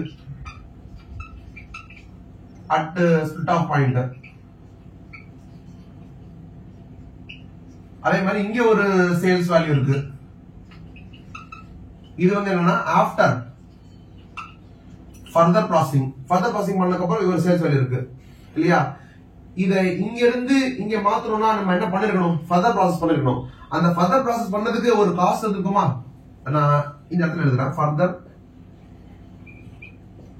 ப்ராசஸிங் காஸ்ட் இருக்குமா. அப்ப என்ன அப்படின்னா வந்து இந்த டோட்டல் சேல்ஸ் வேல்யூ இருக்கு பாத்தீங்களா, இந்த டோட்டல் சேல்ஸ் வேல்யூல இருந்து சேல்ஸ் வேல்யூ ஆஃப்டர் ஃபர்தர் ப்ராசஸிங்ல இருந்து இந்த ஃபர்தர் ப்ராசஸிங் காஸ்ட மைனஸ் பண்ணனா வர்றதான் வந்து நெட் ரியலைசபிள் வேல்யூ. ஏன்னா இத இப்பவே விக்காம இந்த காஸ்ட இன்கர் பண்ணி ஃபர்தர் ப்ராசஸ் பண்ணா இந்த வேல்யூ விக்கலாம். அப்ப இந்த ப்ராடக்ட்ட இங்க வித்தா இவ்வளவு வரும், பட் இது விக்காம அவ்வளவு சேல்ஸ் வேணும் நினைச்சோம்னா இந்த காஸ்ட் இன்கர் பண்ணணும். அப்ப அந்த சேல்ஸ் வேல்யூ மைனஸ் இந்த ஃபர்தர் ப்ராசஸ் பண்ணா அது நெட் ரியலைசபிள் வேல்யூ வரும். ரைட்டா. இது போக என்ன அப்படின்னா வந்து ஃபர்தர் ப்ராசஸ் பண்ணணுமா வேணாமா அப்படி ஒரு டிசிஷன் இருக்கும். ஃபர்தர் ப்ராசஸ் பண்ணணுமா வேணாமா என்ன பண்ணணும்னா இந்த டிஃபரன்ஸ் இன் சேல்ஸ் பார்க்கணும். இப்பவே வித்தா என்ன சேல்ஸ் வருது, ப்ராசஸ் பண்ணி வித்தா என்ன சேல்ஸ் வருது. இதுக்கு பேர் என்னது, இன்கிரிமெண்டல் சேல்ஸா. இன்கிரிமெண்டல், அந்த மெண்டல் இல்ல, இன்கிரிமெண்டல் சேல்ஸ். இந்த இன்கிரிமெண்டல் சேல்ஸ் எனக்கு வேணும்னா நான் என்ன இன்கர் பண்ணணும், இந்த ஃபர்தர் ப்ராசஸிங் காஸ்ட இன்கர் பண்ணணும். அது இன்கிரிமெண்டல் காஸ்ட். அப்போ sales value after further processing minus sales value at split off point பண்ணா வர்றது இன்கிரிமெண்டல் சேல்ஸ். அதையும் ஃபர்தர் ப்ராசஸிங் காஸ்டையும் கம்பேர் பண்ணணும். இது ஒரு 1000 ரூபாய் இருக்கு, இது வந்து ஒரு 900 rupees இருக்குன்னு சொன்னா மைனஸ் பண்ணாலும் ஒரு 100 ரூபாய் எக்ஸ்ட்ரா வருதா. அப்போ இன்கிரிமெண்டல் சேல்ஸ் வந்து எனக்கு ஃபர்தர் ப்ராசஸிங் எக்ஸ்ட்ரா வந்தா இன்கிரிமெண்டல் ப்ராஃபிட்டா இருக்குமா. அப்படி இன்கிரிமெண்டல் ப்ராஃபிட் வந்து பாசிட்டிவ் நம்பரா வந்துச்சுன்னு சொன்னா, பாசிட்டிவ் நம்பரா வந்துச்சுன்னா என்ன அர்த்தம், நான் இங்கே விக்காம அப்படி ஃபர்தர் ப்ராசஸ் பண்ணேன்னா எனக்கு 1000 rupees எக்ஸ்ட்ராவா கிடைக்கும். ஆனா 900 செலவு பண்ணுவேன், அப்ப எக்ஸ்ட்ராவா ஒரு 100 ரூபாய் ப்ராஃபிட் கிடைக்கும் தெரியுது. அப்ப 100 ரூபாய் ப்ராஃபிட் ஓவராலா இன்க்ரீஸ் ஆகுமா, அப்பனா ஃபர்தர் ப்ராசஸிங் பண்ணணும். இல்ல இது ஜீரோவாவோ இல்ல நெகட்டிவாவோ வருது அப்படின்னு சொன்னா, சப்போஸ் எனக்கு இன்கிரிமெண்டல் சேல்ஸ் வந்து வெறும் 700 தான், ஆனா ஃபர்தர் ப்ராசஸிங் காஸ்ட் 900 வச்சுக்கோங்க. அப்பனா ஃபர்தர் ப்ராசஸ் பண்ணணும்னு வச்சுக்கோங்களேன், எனக்கு 200 rupees வந்து எனக்கு கம்மி ஆகும். அப்ப நான் மூடிட்டு இங்கே வித்துட்டு போயிடலாம். இங்கே வித்துட்டு போனா வர ப்ராஃபிட்டை விட நான் ஃபர்தர் ப்ராசஸ் பண்ணா 200 வந்து ப்ராஃபிட் கம்மி தான் ஆகும். அதனால வந்து நான் ஃபர்தர் ப்ராசஸிங் பண்ணாம ஸ்பிளிட் ஆஃப் பாயிண்ட்லயே வித்துருவேன் அப்படின்னு தான் முடிவெடுக்கிற மாதிரி வரும். இது போக வந்து உங்களுக்கு வந்து கான்ட்ரிபியூஷன் மார்ஜின் மெத்தட் ஒன்று இருக்கு. அந்த கான்ட்ரிபியூஷன் மார்ஜின் மெத்தட் என்னன்னா அது வந்து மார்ஜினல் காஸ்டிங் லிங்க் பண்ற மாதிரி. மார்ஜினல் காஸ்டிங் வீடியோ இதுக்கப்புறம் மார்ஜினல் காஸ்டிங் கான்செப்ட் இதுக்கப்புறம் வரும், அதை பாத்துக்கோங்க. அது வந்து நம்ம என்னன்னா காஸ்ட் இஸ் டிவைடட் இன்டு 2 வரும், variable cost and fixed cost. அதே மாதிரி தான் இந்த ஜாயிண்ட் காஸ்ட் கூட, நம்ம ஜாயிண்ட் காஸ்ட் எழுதி வச்சிருந்தோமே, அந்த ஜாயிண்ட் காஸ்ட் கூட என்னவா இருக்கலாம், ஃபிக்ஸ்ட் காஸ்டாவும் இருக்கலாம், வேரியபிள் காஸ்டாவும் இருக்கலாம். இந்த ஃபிக்ஸ்ட் காஸ்ட் வந்து நம்பர் ஆஃப் யூனிட்ஸ் பேஸ் பண்ணி மாற போறது இல்லையே. அதுல என்ன பண்ணுவோம்னா வேரியபிள் காஸ்ட் மட்டும் நம்ம இந்த பேசிஸ்ல யூனிட்ஸ் பேசிஸ்ல எத்தனை யூனிட்ஸ் இருக்கு, எத்தனை கேஜி இருக்கு அப்படின்ற பேசிஸ்ல யூனிட்ஸ்ல ஜாயிண்ட் வேரியபிள் காஸ்ட் அப்படி பிரிச்சிருவோம். ஜாயிண்ட் ப்ராடக்ட்ஸ்ல 3 ஜாயிண்ட் ப்ராடக்ட்ஸ் வச்சுக்கோங்க, அதை வச்சு பிரிச்சிருவோம். அப்ப என்ன பண்ணுவோம்னா இவனோட சேல்ஸ் இருக்குமா, இவனோட ஜாயிண்ட் வேரியபிள் காஸ்ட் இருக்குமா, அதை மைனஸ் பண்ணோம்னா எனக்கு வந்து இவனுடைய கான்ட்ரிபியூஷன் கிடைக்குமா, அதே மாதிரி 3 பேருக்கும் கிடைக்குமா, 3 பேரோட கான்ட்ரிபியூஷன் கிடைக்குமா. இந்த எல்லா கான்ட்ரிபியூஷனும் வச்சுதான் இந்த ஜாயிண்ட் ஃபிக்ஸ்ட் காஸ்ட் ரெக்கவர் பண்ண போறேன். அதனால என்ன பண்ண போறேன்னா இந்த ஃபிக்ஸ்ட் காஸ்ட இந்த கான்ட்ரிபியூஷன் என்ன ப்ரொபோர்ஷன்ல இருக்கோ அந்த ப்ரொபோர்ஷன்ல பிரிச்சு விட்டுருவேன். அப்புறம் என்னது, இது டோட்டல் பண்ணா டோட்டல் கான்ட்ரிபியூஷன் வரும். அதுல இருந்து ஏவோட கான்ட்ரிபியூஷன் என்னவோ, A contribution divide by total contribution பண்ணா ஒரு ப்ரொபோர்ஷன் வரும்ல, அந்த ப்ரொபோர்ஷன்ல இந்த ஜாயிண்ட் ஃபிக்ஸ்ட் காஸ்ட ஏக்கு கொடுப்பேன். அதே மாதிரி டோட்டல் கான்ட்ரிபியூஷன்ல பிக்கு என்னவோ அதை வச்சு பிக்கு ஃபிக்ஸ்ட் காஸ்ட் பிரிப்பேன். அதே மாதிரி சிக்கு என்ன contribution C divide by total contribution பண்ணா ஃபிக்ஸ்ட் காஸ்ட் அப்படி பிரிப்பேன். அப்ப வேரியபிள் காஸ்ட் வந்து number of units or number of KGs வச்சு அந்த ப்ரொபோர்ஷன்ல பிரிச்சுட்டு அதுல இருந்து கான்ட்ரிபியூஷன் கண்டுபிடிச்சு டோட்டல் sales minus contribution of each product each joint product கண்டுபிடிச்சிட்டு அந்த கான்ட்ரிபியூஷனோட ப்ரொபோர்ஷன் என்னவா இருக்கோ அந்த ப்ரொபோர்ஷன்ல ஜாயிண்ட் பிக்ஸ் காஸ்ட் பிரிச்சோம் சொன்னா அது வந்து கான்ட்ரிபியூஷன் மார்ஜின் மெத்தட். இதோட என்ன முடியுது? ஜாயிண்ட் ப்ராடக்ட் பை ப்ராடக்ட் முடியுது. இது எல்லாமே ஜாயிண்ட் ப்ராடக்ட் தான். பை ப்ராடக்ட் என்னது? அது வித் விட்டு போயிட்டே இருக்கும். வித் விட்டு நெட் ரியலைசபிள் வேல்யூ என்ன வருதோ அதுல இருந்து ஜாயிண்ட் காஸ்ட் மைனஸ் பண்ணிட்டு ஜாயிண்ட் காஸ்ட் நெட் ஜாயிண்ட் காஸ்டா மாத்திட்டு அதுக்கப்புறமும் ஜாயிண்ட் ப்ராடக்ட் வந்து அவனுக்கு பிரிப்போம். இல்லாட்டா அந்த மெயின் ப்ராடக்ட் கொடுத்துட்டு போய்க்கிட்டே இருக்கும். நெக்ஸ்ட் வந்து சர்வீஸ் காஸ்டிங் நினைக்கிறேன். சர்வீஸ் காஸ்டிங் ஆன்சர்னா சர்வீஸ் காஸ்டிங் எனக்கு ரொம்ப ரொம்ப ஃபேவரட் சாப்டர்னு சொல்லுங்க. ஒரு ஃபார்முலாவும் கிடையாது, ஒரு ஃபார்மட்டும் கிடையாது, ஒரு ப்ரொசீஜரும் கிடையாது. போய் சாவு அப்படின்னு விட்டுற வேண்டியதான். கொஸ்டின் உனக்கு இங்கிலீஷ் புரியுதா, காஸ்டிங் லாஜிக் உனக்கு தெரியுமா, தெரிஞ்சா போடு மார்க் போடு, இல்லாட்டா ஒண்ணும் வராது போ. சர்வீஸ் காஸ்டிங்ல ஃபார்முலாவே கிடையாது, ஃபார்மேட்டே கிடையாது தான். பட் ஸ்டில் அதுலயும் ஒன்னு ரெண்டு விஷயங்கள் சின்ன விஷயங்கள் இருக்கு, அதையும் பார்த்தோம்னா என்ன அப்படின்னா வந்துட்டு அப்சல்யூட் 10 கிலோமீட்டர், கமர்ஷியல் 10 கிலோமீட்டர். இந்த absolute 10 kilometre commercial kilometre transportation ப்ராப்ளம்ஸ்ல வரும். அப்சல்யூட் 10 கிலோமீட்டர் என்ன அப்படின்னா வந்து nothing but weighted average. Commercial என்னன்னா சிம்பிள் ஆவரேஜ். நீங்க மெட்டீரியல் சாப்டர்ல நான் ரிவிஷன் வீடியோல சொல்லியிருப்பேன், சிம்பிள் ஆவரேஜ்க்கும் வெயிட்டட் ஆவரேஜ்க்கும் வித்தியாசம் சொல்லியிருப்பேன். இங்க என்னன்னா வெயிட்டட் ஆவரேஜ்னா வந்து அந்த கிலோமீட்டர் இருக்கு பாத்தீங்களா, அந்த கிலோமீட்டருக்கு வந்து வெயிட்டேஜ் தரணும். எத்தனை கிலோமீட்டருக்கு எத்தனை டன்னை தூக்கிட்டு போனா அப்படின்றதுல வெயிட்டேஜ் தரணும். அப்படினால என்ன பண்ணணும் அப்படின்னா வந்து உண்மையிலேயே எத்தனை கிலோமீட்டருக்கு எத்தனை டன்னை தூக்கிட்டு போனா, ட்ரிப் நம்பர் 1 கொஞ்சம் தூரம் தூக்கிட்டு போறான்பா, இத்தனை கிலோமீட்டர் டிராவல் பண்றான், இத்தனை டன்னை தூக்கிட்டு, அப்ப அத்தனை கிலோமீட்டர் இந்த அத்தனை டன்னு. அப்புறம் கொஞ்சம் டன்னை வந்து இறக்கி விடுறான்பா, இல்ல இன்னும் கொஞ்சம் ஏத்திக்கிறான்பா, ஏதோ ஒண்ணு அப்படி ஏத்திக்கிறான்னு சொன்னா அது ட்ரிப் நம்பர் 2வா. அந்த ட்ரிப் நம்பர் 2ல எத்தனை கிலோமீட்டர் இருக்கு, இன்னும் எத்தனை டன் இருக்கு, டன் கவுண்ட் மாறிடுச்சுன்னா அந்த ட்ரிப்பை பிரிச்சுடுறோம். ஓகேவா? அப்ப எத்தனை கிலோமீட்டர் மல்டிப்ளைட் பை எத்தனை டன், ஆக்சுவல் கிலோமீட்டர் எவ்வளோ, அந்த கிலோமீட்டர்ல எத்தனை டன் கொண்டு போனா அப்படின்றத போட்டு அதெல்லாத்தையும் ஆட் பண்ணோம் அப்படின்னா அது வந்து வெயிட்டட் ஆவரேஜ். சிம்பிள் ஆவரேஜ் என்ன அப்படிலாம் கிடையாது. எத்தனை கிலோமீட்டருக்கு எத்தனை கிலோமீட்டருக்கு அப்படிலாம் பார்க்க மாட்டோம். டோட்டல் கிலோமீட்டர்ஸ் தான் நமக்கு இங்க. டோட்டல் கிலோமீட்டர்ஸ் எனக்கு ட்ரிப் 1 ட்ரிப் 2 ட்ரிப் 3 அது எல்லாத்துக்கும் டோட்டல் கிலோமீட்டர்ஸ் அப்படியே எடுத்துக்கணும். அப்படி இருந்தா இந்த டோட்டல் கிலோமீட்டர்ஸ் எந்த டன் நம்ம மல்டிப்ளை பண்றது, நிறைய டன்ஸ் இருக்கு, அதான் நம்ம பண்ணிடணும், சிம்பிள் ஆவரேஜ் பண்ணிடணும். எத்தனை டன் இருக்கு, ட்ரிப் 3 இன்னொரு டன்ஸ் வச்சுக்கோங்க. இது வந்து ஒரு 3 டன்னு, இது ஒரு 4 டன்னு, இது ஒரு 2 டன்னு அப்படின்னு வச்சுக்கோங்களேன். 3 4 2 எல்லாத்தையும் ஆட் பண்ணிட்டு டிவைட் பை 3 அப்படி போட்டோம்னா எத்தனை டன் வந்தோ அந்த கவுண்ட் எடுத்து போட்டு போயிடும். அப்ப வெயிட்டட் ஆவரேஜ்க்கும் சிம்பிள் ஆவரேஜ்க்கும் வித்தியாசம் என்னது, அப்சல்யூட் 10 கிலோமீட்டருக்கும் கமர்ஷியல் இருக்கும். இது தவிர வந்துட்டு ஈக்குவலண்ட் யூனிட்ஸ் கன்வர்ஷன் இருக்கும். அது நம்ம ப்ராசஸ் காஸ்டிங்ல நம்ம பண்ற அந்த க்ளோசிங் ஸ்டாக்ல மீன் WIP-க்கும் ஃபினிஷ்டு குட்ஸ்க்கும் பண்ற அதே கன்வர்ஷன் தான். பட் ஸ்டில் இதுல என்னன்னா இப்ப சப்போஸ் ஹோட்டல் ரூம் இருக்குன்னு வச்சுக்கோங்க. அந்த ஹோட்டல் ரூம்ல வந்து நமக்கு ஒரு பெரிய ஹோட்டல் போனோம்னா எல்லா ரூமும் வந்து same type of same model ரூமா இருக்காது. சிங்கிள் ரூம், ஸ்பெஷல் சாதா, சிம்பிள் ஸ்பெஷல் சாதா அந்த மாதிரி தான் இருக்கும் இல்லையா. Single room, double room, deluxe, super deluxe இந்த மாதிரிலாம் இருக்கும். அப்படி இருக்கும்போது எல்லா ரூமுக்கும் வந்து வாடகை வந்து ஒரே மாதிரி இருக்க முடியாது. ஒரு நாளைக்கு வந்து இவன் 1000 ரூபாய், இன்னொருக்கு வந்து 2500 ரூபாய் இருக்கலாம், இன்னொரு 5000 ரூபாய் அந்த மாதிரி தான் இருக்கும். அப்படி இருக்கும்போது நான் சர்வீஸ் காஸ்டிங் பண்ணணும்னு சொன்னா என்னோட டோட்டல் காஸ்டையும் நான் ரெவன்யூ மூலமா ரெக்கவர் பண்ணணும். அந்த டோட்டல் காஸ்ட் ரெவன்யூ ரெக்கவர் பண்ணணும்னு சொன்னா எது மூலமா ரெக்கவர், அந்த rent per day per night per room அப்படிதான் நான் வந்து ரெக்கவர் பண்ணணும்.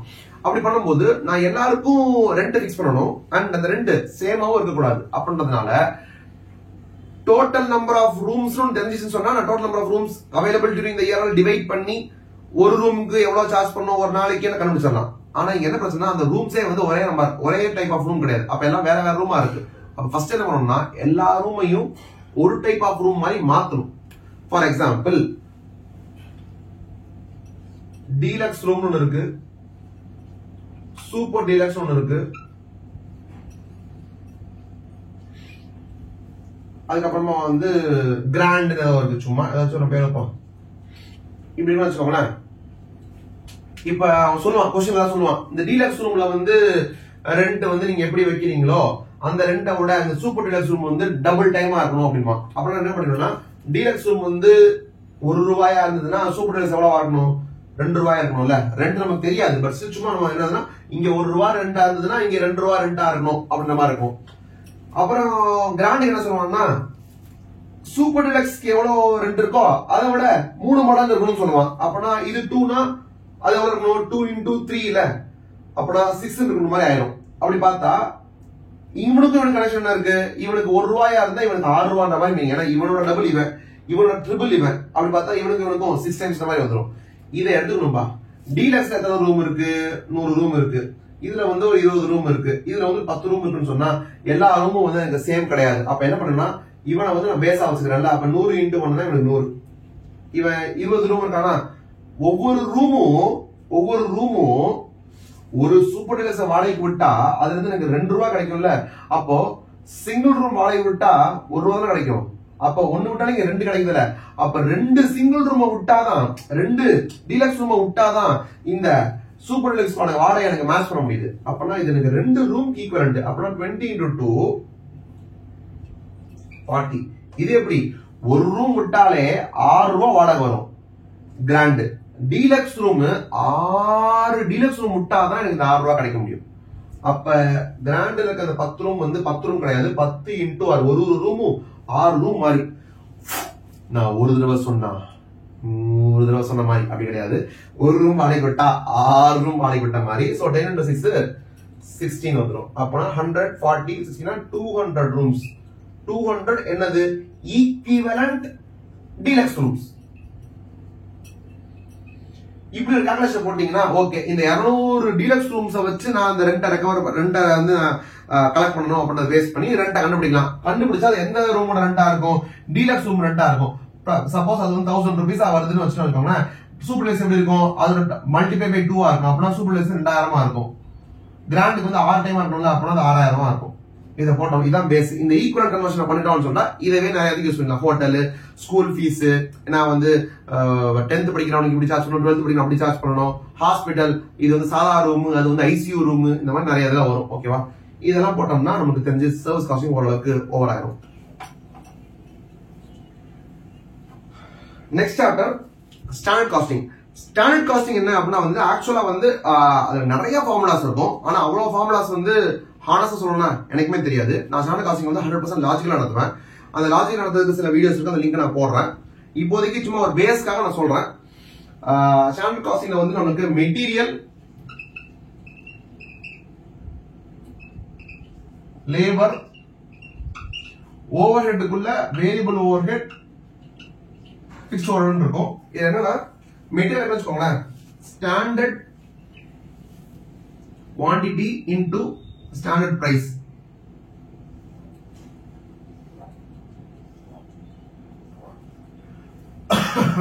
இதுக்கும் எதுக்கும் கனெக்ஷன்னா actual quantity into actual price. First of all entire திங்குமே எதுக்குன்னா ஆக்சுவல் அவுட்புட் தான். அதை மாதிரி தெரிஞ்சுக்கணும். ஆக்சுவல் அவுட்புட் என்ன அப்படின்றத பார்க்கணும் क्वेश्चनல. அந்த ஆக்சுவல் அவுட்புட்டுக்கான ஸ்டாண்டர்ட் காஸ்ட இங்க போடணும். அந்த ஆக்சுவல் அவுட்புட்டுக்கான ஆக்சுவல் காஸ்ட இங்க போடணும். ஓகேவா? அந்த ஸ்டாண்டர்ட் காஸ்ட் தான் வந்து standard quantity into standard price. Actual cost என்னன்னா actual quantity into actual price. ரைட்டா? இந்த ஸ்டாண்டர்ட் குவான்டிட்டில இருந்து அங்க போறதுக்குள்ள என்னென்ன தப்புலாம் ஆக சான்ஸ் இருக்குன்னா, நான் வந்து குவான்டிட்டியை மாத்தி போடலாம், இல்லாட்டா வந்து அந்த குவான்டிட்டியை மாத்தி போடுறது ஒரு விஷயம், அதை வந்து தப்பான மிக்ஸ்ல போறது இன்னொரு விஷயம். அந்த மாதிரி பண்ணலாம். இல்லைன்னா வாங்க வேண்டிய பிரைஸ்ல வாங்காம வேற பிரைஸ்ல வாங்கலாம். இதுதான் பாசிபிலிட்டி. இந்த மிஸ்டேக்ஸ்க்கான பாசிபிலிட்டி இருக்கு. அப்போ ஸ்டாண்டர்ட் குவான்டிட்டியை வந்து நீ கவுண்ட்டை மட்டும் மாத்தி போடுற, அதாவது மொத்தமா 10 யூனிட் போடணும், ஆணி 11 யூனிட் போட்ட அப்படின்னு வச்சுக்கோங்களேன். அதை மட்டும் மாத்தணும்னு சொன்னா revised standard quantity into standard price. சரி, இந்த 10 வந்து 6:4ல நீ போடணும். நீ 11 போட்டதோட எப்படி போட்டுக்கணும்? 6.6:4.4 போட்டுக்கணுமே. நீ அப்படி போடல, 6 and 5 போட்ட இந்த 11. அப்ப அது ஒரு மிஸ்டேக் தானே. அதுக்கு அதை கண்டுபிடிக்கிறது என்னது? உண்மையான குவான்டிட்டி போடணும்ல. அப்பதான் ஒரு வந்து actual quantity into standard price இருக்கணும். இப்போ ஆக்சுவல் குவான்டிட்டி ஸ்டாண்டர்ட் பிரைஸ் வந்துச்சுன்னா ஆக்சுவல் குவான்டிட்டி வந்துருச்சு, ஆக்சுவல் குவான்டிட்டி இங்க இருக்கு. அப்ப என்ன பண்ணதான் மாறுது ஸ்டாண்டர்ட் பிரைஸ். அப்பனா இந்த ஃபர்ஸ்ட் ரெண்டு இருக்க பாத்தீங்களா? இந்த ஃபர்ஸ்ட் ஒன் வந்து மெட்டீரியல், ஈல்டு, வேரியன்ஸ். ஏன்னா 10 குவான்டிட்டி போடுறதுல 11 குவான்டிட்டி போட்ட. அப்பனா இன்புட் அவுட்புட்ல மிஸ்டேக் இருக்கு. 10 குவான்டிட்டி போட்டே பண்ண வேண்டிய விஷயத்தை நீ 11 குவான்டிட்டி போட்டு பண்ணிருக்க. அப்ப இன்புட் ஜாஸ்தியா போட்டுருக்க. Material, yield, variance. இது என்னன்னா நீ 11 போட்ட, ஆனா அத இப்படி போட்டுக்கணும், ஆனா நீ அதை இப்படி போட்டிருக்க. அதுக்கான difference material mix variance. Next என்னது, சரி போட்டதான் போட்ட, என்ன ரேட் வாங்கி போட்டுக்கணும், இதை ஒரு 2 ரூபாய்க்கும் இது 3 ரூபாய்க்கு வாங்கி போட்டுக்கணும். ஆனா அது 2 ரூபாய்க்கும் 4 ரூபாய்க்கு வாங்கி போட்டேன், அப்ப அது வந்து பிரைஸ் இருந்துச்சு, அது மெட்டீரியல் பிரைஸ் வேரியன்ஸ். இந்த yield variance mix variance add பண்ணோம்னா மெட்டீரியல் யூசேஜ் வேரியன்ஸ் வந்துடும். இது அப்படியே பிரைஸ் வேரியன்ஸ். இதெல்லாம் சேர்த்து பண்ணோம்னா மெட்டீரியல் காஸ்ட் வேரியன்ஸ் வந்துடும். ரைட். இதே மாதிரி தான் வந்து லேபருக்கும் வரும். பட் லேபர்ல வந்து எக்ஸ்ட்ரா ஒரு ஐட்டம் என்னன்னா ஐடல் டைம் வரும். ஐடல் டைம் வரதுனால என்ன ஆகும்னா ஒரு காலம் எக்ஸ்ட்ரா வரும், அவ்வளவுதான். ஸ்டாண்டர்ட் குவான்டிட்டி இன்டு ஸ்டாண்டர்ட் பிரைஸ்க்கு பதிலா ஸ்டாண்டர்ட் ஹவர்ஸ் இன்டு ஸ்டாண்டர்ட் ரேட்னு வரும். ரிவைஸ்ட் ஸ்டாண்டர்ட் குவான்டிட்டிக்கு பதிலா ரிவைஸ்ட் ஹவர்ஸ் இன்டு ஸ்டாண்டர்ட் ரேட்னு வரும். இந்த ஆக்சுவல் ஹவர்ஸ் இன்டு இந்த ஆக்சுவல் ஸ்டாண்டர்ட் ரேட் பாத்தீங்களா, அது வரத்துலதான் ஒரு விஷயம் இருக்கு. ஏன்னா இந்த ஆக்சுவல் ஹவர்ஸ்னா ஆக்சுவல் ஹவர்ஸ் என்றால் என்ன அப்படின்னு இருக்கு. ஏன்னா ஆக்சுவல் ஹவர்ஸ்லயே 2 இருக்கு. Actual hours paid, actual hours worked. இந்த ஆக்சுவல் ஹவர்ஸ் பெய்டு அதிகமா இருந்து ஆக்சுவல் ஹவர்ஸோட கம்மியா இருந்தாதான் அது ஐடில் டைம்க்கு பே பண்ண அமௌண்ட். ஏன்னா ஆக்சுவல் ஹவர்ஸ் ஒர்க்டு 10 ஹவரா இருக்கு, ஆக்சுவல் ஹவர்ஸ் பெய்டு வந்து 11 ஹவராக்கு அர்த்தம். 1 ஹவருக்கு நம்ம சும்மா தண்டமா பேமெண்ட் கொடுத்துருமா, அப்ப ஐடில் டைம் கொடுத்த பேமெண்டா, அப்ப ஐடில் டைம்னால வந்த வேரியன்ஸா, அதனால இந்த டிஃபரன்ஸ் தான் வந்து எனக்கு ஐடில் டைம் வேரியன்ஸா வந்து நிற்கும். அப்பனா இந்த இடத்துல மட்டும் ஒரு காலத்தை எக்ஸ்ட்ராவா போடணும். இத அப்படி கட் பண்ணி actual hour worked multiplied by standard rate, அப்புறம் actual hours paid into standard rate போடுவோம். அப்போ எனக்கு இங்க லேபர் ஈல்ட் வேரியன்ஸ் இந்த மாதிரி, லேபர் மிக்ஸ் வேரியன்ஸ் இந்த மாதிரி, நெக்ஸ்ட் இந்த இடத்துல ஒரு புதுசா ஒன்று வருதா, அதான் என்னன்னா வந்து ஐடல் டைம் வேரியன்ஸ்.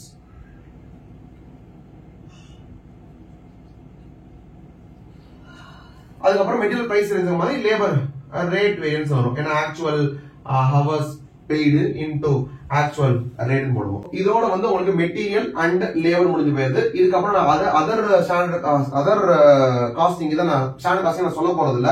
அதுக்கு வந்து வேற வீடியோ ஒன்று போட்டிருக்கேன், அதை பாருங்க. இது ஒரு பேஸ் கொடுத்துருக்க நான் சொன்னேன். உங்களுக்கு ஃபார்முலா வேணும், ஏதோ ஒரு ஃபார்மேட் வேணும்னா இப்படி யூஸ் பண்ணிக்கலாம். ஓகேவா. வேரியபிள் ஓர்டர் வந்து கிட்டத்தட்ட சேமா வந்துடும், லேபர் மாதிரியே வந்துடும். பட் பிக்ஸ்ட் ஓர்டர் வந்து கொஞ்சம் வேறதான், வேற விஷயம் தான் அது. ஏன்னா பிக்ஸ்ட் ஓர்டர்ல வந்து இந்த மாதிரி கணக்கு கிடையாது. அதுல எப்படி இருக்கும்னா வந்து எனக்கு overhead, fixed overhead அப்சார்ப்டுக்கும் பிக்ஸ்ட் ஓவர் ஹெட் ஆக்சுவல்ஸ்க்கும், ஆக்சுவல் பிக்ஸ்ட் ஓவர்ஸ்க்கும் பிக்ஸ்ட் ஓவர் அப்சார்ப்ட் பிக்ஸ்ட் ஓவர்ஸ்க்கும் உள்ள டிஃபரன்ஸ் தான் வந்து எனக்கு அந்த காஸ்டிங் வேரியன்ஸாவே வந்து நிற்கும். நீங்க அந்த ஓவர் ஹெட் சாப்டர் நான் சொல்லியிருப்பேன், இந்த under absorption over absorption formula சொல்லும்போது இந்த பாயிண்ட் தான் வந்து எங்கேயும் வரும், ஸ்டாண்டர்ட் காஸ்டிங் வரும்னு சொல்லியிருப்பேன். வேணா அந்த வீடியோ அங்க போய் பாருங்க ஒரு தடவை. அப்சார்ப்டு ஓவர் ஹெட்ஸுக்கும் ஆக்சுவல் வித்தியாசம் தான் வந்து எனக்கு ஸ்டாண்டர்ட் வேரியன்ஸே.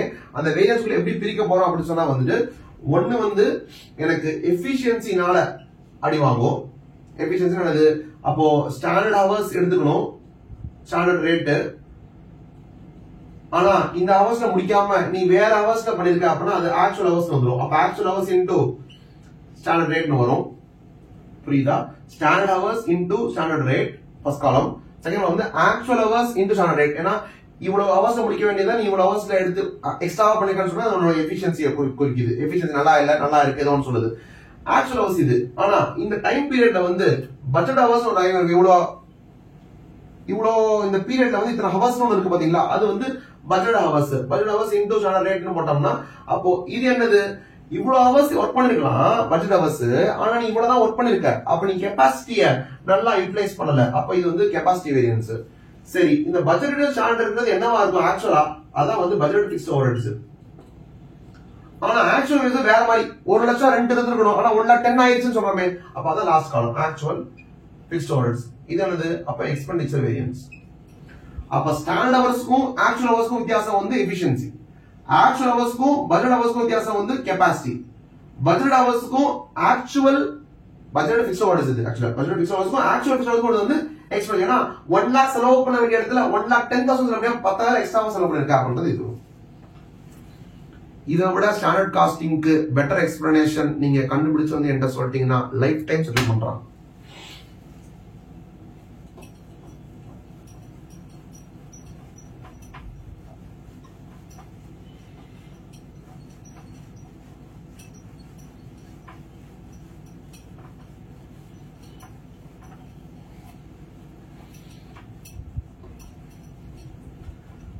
அடுத்து வந்து marginal costing.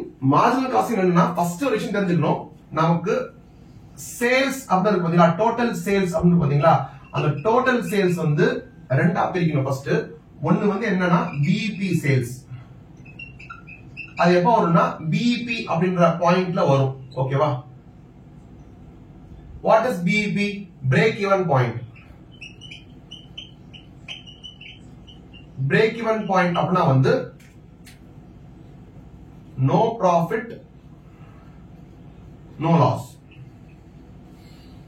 no profit no loss அப்படின்னா வந்து என்னன்னா நான் இன்னும் ப்ராஃபிட்டும் பண்ணல லாஸும் பண்ணல அப்படின்னா வந்து போட்ட காசை நான் எடுத்துக்கிறேன் அர்த்தம். போட்ட காசை எடுத்துக்கிறேன் அர்த்தம். ஃபர்ஸ்ட் ஆஃப் ஆல் மார்ஜினல் காஸ்டிங்கோட பேசிஸ் எப்படி அப்படின்னா வந்து sales minus cost is equal to நம்ம ப்ராஃபிட்னு சொல்லுவோம். ஆனா மார்ஜினல் காஸ்டிங் பொறுத்த வரைக்கும் இந்த காசை ரெண்டா பிரிப்பாங்க. அப்போ sales minus variable cost minus fixed cost is equal to ப்ராஃபிட்னு மாறுது. இந்த சேல்ஸ் மைனஸ் வேரியபிள் காஸ்ட் தான் நம்ம என்னன்னா ஒரு பேர் வைக்க போறோம், கான்ட்ரிபியூஷன் சொல்லி. அப்ப கான்ட்ரிபியூஷன் மைனஸ் பிக்ஸ்டு காஸ்ட் தான் எனக்கு ப்ராஃபிட் அப்படின்ற மாதிரி வந்துருது. ஆனா பிரேக் ஈவன் பாயிண்ட்ல வந்து ப்ராஃபிட் இருக்காது. அப்ப எனக்கு இந்த கான்ட்ரிபியூஷன் மைனஸ் பிக்ஸ் காஸ்ட் வந்து ஜீரோவா இருக்கும் பிரேக் ஈவன் பாயிண்ட்ல. அப்ப கான்ட்ரிபியூஷன் வந்து எனக்கு பிக்ஸ் காஸ்ட்க்கு ஈக்குவலா இருக்கும் அட் பிரேக் ஈவன் பாயிண்ட். ரைட்டா? So at break even point dash and dash will be equal அப்படின்னு கேட்டா வந்து contribution will be equal to fixed cost. இது MCQ ல கேட்பாங்களா அப்படின்னு கேட்டா MCQ பிகாம்ல தான் கேட்பாங்க, CA எக்ஸாம்ல கேட்க மாட்டாங்க. ஜெனரலா வந்து இது வேற லாஜிக்காக நான் சொல்றேன். நானு இப்ப கான்ட்ரிபியூஷன் ஃபிக்ஸ் காஸ்ட் அப்படின்றதுனால இந்த பிபி சேல்ஸ் இருக்கா, டோட்டல் சேல்ஸ் இருக்கா, இந்த பிபி சேல்ஸ்ல எனக்கு ஒரு கான்ட்ரிபியூஷன் வருமா? அதை எப்படி கண்டுபிடிக்கிறது? BP sales into PV ratio போடணும். பிவி ரேஷியோனா என்னது? PV ratio is equal to contribution divided by sales into 100 whatever.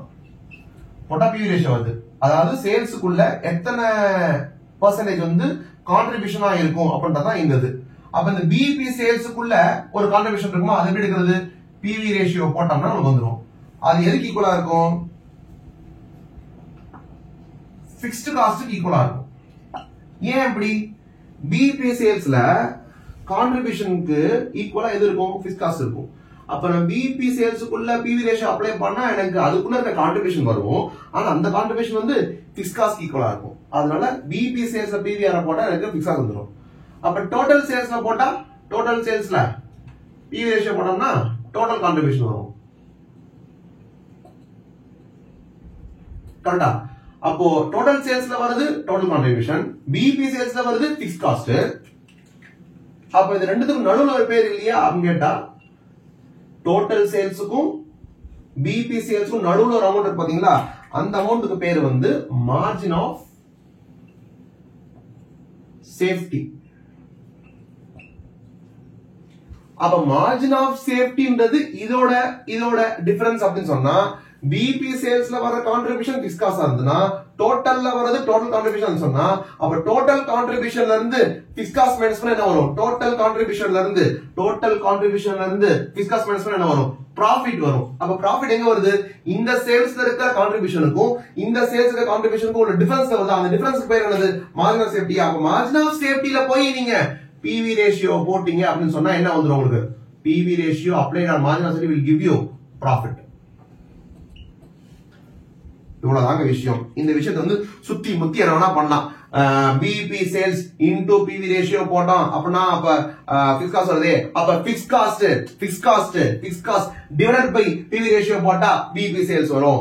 Margin of safety into PV ratio போட்டோம்னா ப்ராஃபிட் வருது. அப்ப profit divided by PV ratio போட்டா மார்ஜின் ஆஃப் சேஃப்டி வந்துரும். இந்த மாதிரி மாத்தி மாத்தி ஊட்டிட்டே இருக்கலாம். அவ்வளவுதான். இது வந்து பிபி சேல்ஸ் வந்து வேல்யூல. இதுவே வந்து பிபி இன் யூனிட்ஸ் ஒன்னு இருக்கு. பிபி இன் யூனிட்ஸ் பார்த்தோம்னா எப்ப பிபி இருக்கும், என்னுடைய பிக்ஸ் காஸ்ட் ரெக்கவர் பண்ணிட்டா பிபி ஆயிரும். அப்ப பிக்ஸ் காஸ்ட் டிவைட் பை எதை வச்சு ரெக்கவர் பண்ணணும், ஒரு யூனிட் இருக்கக்கூடிய கான்ட்ரிபியூஷன் வச்சு ரெக்கவர் பண்ணணும். அப்படின்னா கான்ட்ரிபியூஷன் பெர் யூனிட் போட்டா fix cost divide by contribution பண்ணா எத்தனை யூனிட் வித்தனா எனக்கு அந்த பிக்ஸ் காஸ்ட் வரும் அப்படின்னு தெரியும். அந்த பிக்ஸ் காஸ்ட் வந்துச்சுன்னு சொன்னா நான் பிஇபி அட்டைன் பண்ணேன்னு அர்த்தம். So BEP units is equal to fix cost divide by contribution per unit போற மாதிரி வரும். ரைட்டா? இத வச்சு என்ன பண்ணிடலாம், மார்ஜினல் காஸ்டிங் முடிச்சு விட்டுறலாம். இதுல வந்து லிமிட்டிங் ஃபேக்டர் ஒரு கான்செப்ட் இருக்கு. லிமிட்டிங் ஃபேக்டர்னா என்ன அப்படின்னா வந்து நம்மளுக்கு நிறைய ஃபேக்டர்ஸ் ஆஃப் ப்ரொடக்ஷன் இருக்கு. மெட்டீரியல், லேபர்லயே நிறைய விதமான லேபர், ஸ்கில்டு, அன்ஸ்கில்டு, அப்புறம் இது பாருன்னா நம்மளுக்கு மெஷின்ல வந்து 2 மெஷின் இருக்கு. இந்த மெஷின்ல இத்தனை ஹவர்ஸ், அந்த மெஷின்ல இத்தனை ஹவர்ஸ் தான் பண்ண முடியும்ன்ற மாதிரி இருக்கும். அப்ப நிறைய ஃபேக்டர்ஸ் ஆஃப் ப்ரொடக்ஷன் இருக்கு. அதுல வந்து லிமிடேஷன்ஸ் இருக்கலாம். இந்த மெட்டீரியல்ல இவ்வளவு குவாலிட்டிக்கு மேல பர்ச்சேஸ் பண்ண முடியாது அப்படின்னு, இல்ல இந்த மெஷின்ல வந்து ஒரு மாசத்துல 1000 ஹவர்ஸ்க்கு மேல ஓட்ட முடியாதுன்ற மாதிரி இருக்கலாம். அப்போ ஏதோ ஒரு ஃபேக்டர் ஆஃப் ப்ரொடக்ஷன் வந்து ப்ரொடக்ஷனை லிமிட் பண்ற மாதிரி இருக்கும். அது லிமிட் பண்ணுதுன்னு சொன்னா அப்ப அந்த பேஸ் பண்ணி அது லிமிட் பண்ணுது இல்ல, அப்ப வந்து கொஞ்சமா தான் இருக்கு. அதை வந்து எந்த ப்ராடக்ட்ல யூட்டிலைஸ் பண்ணா நிறைய கான்ட்ரிபியூஷன் கிடைக்குமோ அதுல யூட்டிலைஸ் பண்ணணும்ன்ற மாதிரி இருக்கும். அப்ப என்ன பண்ணணும்னா, இப்ப ப்ராடக்ட் ஏ இருக்கு, ப்ராடக்ட் பி இருக்கு. ப்ராடக்ட் ஏ ஓட கான்ட்ரிபியூஷன் பெர் யூனிட் வந்து கான்ட்ரிபியூஷன் இந்த selling price minus variable cost போட்டா கான்ட்ரிபியூஷன் பெர் யூனிட் வரும். அது வந்து இதுல 20 ரூபாய், இதுல வந்து 15 ரூபாய் வச்சுக்கோங்க. இந்த 20 ரூபாய் கான்ட்ரிபியூஷன் எடுக்கிறதுக்கு நான் ரா மெட்டீரியல் இருக்கு பாத்தீங்களா, ரா மெட்டீரியல் 2 kg யூஸ் பண்ண வச்சுக்கோங்க. அண்ட் இந்த ரா மெட்டீரியல் வந்து 1000 kgக்கு மேல வாங்க முடியாத சிச்சுவேஷன் இருக்குன்னா அப்ப இந்த 20 ரூபாய் earn பண்றதுக்கு நான் 2 kg போடணுமா? அப்ப 1 kg போறதுனால எவ்வளவு காசு வருது? 10 ரூபாய் கான்ட்ரிபியூஷன் தான் வருது.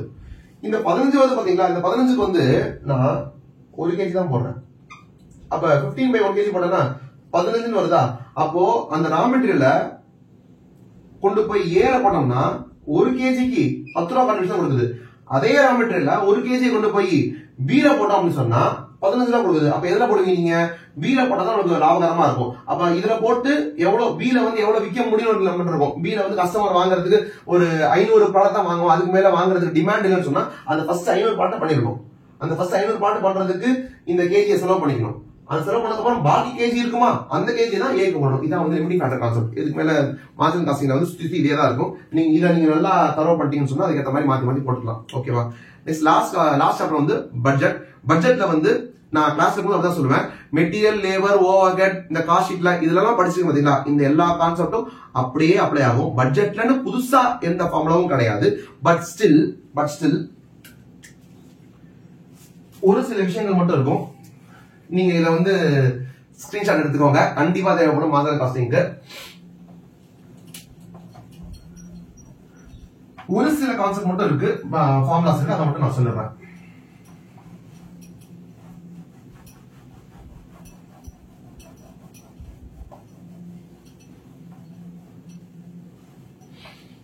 என்ன அப்படின்னா செமி வேரியபிள் ஓவர்ஹெட் ஒன்று இருக்கு. செமி வேரியபிள் ஓவர்ஹெட் ஏன்னா ஓவர்ஹெட்டா இருந்ததுன்னா வேரியபிள் வச்சுக்கோங்களேன், 1000 யூனிட்ஸ் இருக்கும்போது 10,000 இருக்கு அப்படின்னு சொன்னா 2000 யூனிட்ஸ் இருக்கும்போது அது 20,000 ஆகும். வேரியபிள் ஏன்னா 10,000 டிவைட் பை 1000 போட்டோம்னா 10 ரூபாய் இல்லையா? அப்போ 1000 into 10 இருக்கு. இதே 2000 2000 into 10 ஆயிரும், முடிஞ்சு போச்சு. பிக்ஸ்டு ஓவர்ஹெட் இருக்குன்னு சொன்னா 1000 யூனிட்ஸ் இருக்கும்போது அது 1 lakh இருக்குன்னு சொன்னா 2000 யூனிட்ஸ் இருக்கும் போதும் அது 1 lakh இருக்கும். ஏன்னா வந்து பிக்ஸ்டு ஓவர்ஹெட் அது வந்து மாறாது, டோட்டல் அமௌண்ட் அப்படியே இருக்கும். நீங்க டிவைட் பண்ணீங்கன்னா இந்த இடத்துல 10 ரூபா மாதிரி இருக்கும். இதுல பண்ணீங்க அப்படின்னு சொன்னா வந்து எவ்வளவு வந்தது? ஐயோ தப்பா பண்ணலாம், 10,000. ஓ சாரி, இங்க 100 வரும். 100 வரும். இங்க 1 lakh, நம்ம இங்க 10,000 1 lakh போட்டிருக்கேன். 1 lakh 10,000 போட்டா இங்க 100, இங்க போட்டா 50 மாதிரி வரும். அப்ப பெர் யூனிட் வந்து கம்மியாகும். ஏன்னா டோட்டல் வந்து பிக்ஸ் ஆயிருக்கு, யூனிட் மட்டும் ஏறிட்டே போயிட்டு இருக்கு. அப்ப பெர் யூனிட் வந்து கம்மியாகும். செமி வேரியபிள் என்ன அப்படின்னா வந்துட்டு 1000 யூனிட்ஸுக்கு 1,20,000 இருப்பான். 2000 யூனிட்ஸுக்கு வந்து மாறணும்ல, ஏன்னா செமி வேரியபிள் இல்லையா? 2000 எப்படி இருப்பான் அப்படின்னா வந்துட்டு அவன் 220 இருப்பான். அப்படி பாத்தீங்கன்னா மாறுது, அதனால வந்து பிக்ஸ்டு கிடையாது, வேரியபிள் தான். ஆனா வேரியபிள் பார்த்தா ஃபுல்லாவே வேரியபிளான்னு பார்த்தா ஃபுல்லா வேரியபிள் சொல்ல முடியாது. ஏன்னா 120/1000 போட்டோம்னா வந்து எனக்கு 120 கிடைக்குது. ஆனா இதுல போட்டோம்னா 000 போயிருமா, 2 ஆல டிவைட் பண்ணா வரும் 110 வருது. அப்ப கம்மியாகுது. கம்மியா என்ன அர்த்தம்னா இதுக்குள்ள வந்து ஒரு பிக்ஸ்டு காசு உள்ள இருக்குன்னு அர்த்தம். என்ன பிக்ஸ்ட் காசு உள்ள இருக்கு அப்படின்னா 1000ல இருந்து 2000 ஆயிருக்கா, அப்ப சேஞ்ச் எவ்வளவு 1000 யூனிட்டா. இந்த 1000 யூனிட்டுக்கு இவன் எவ்வளவு இன்க்ரீஸ் ஆயிருக்கான், 1 லாக் இன்க்ரீஸ் ஆயிருக்கான்.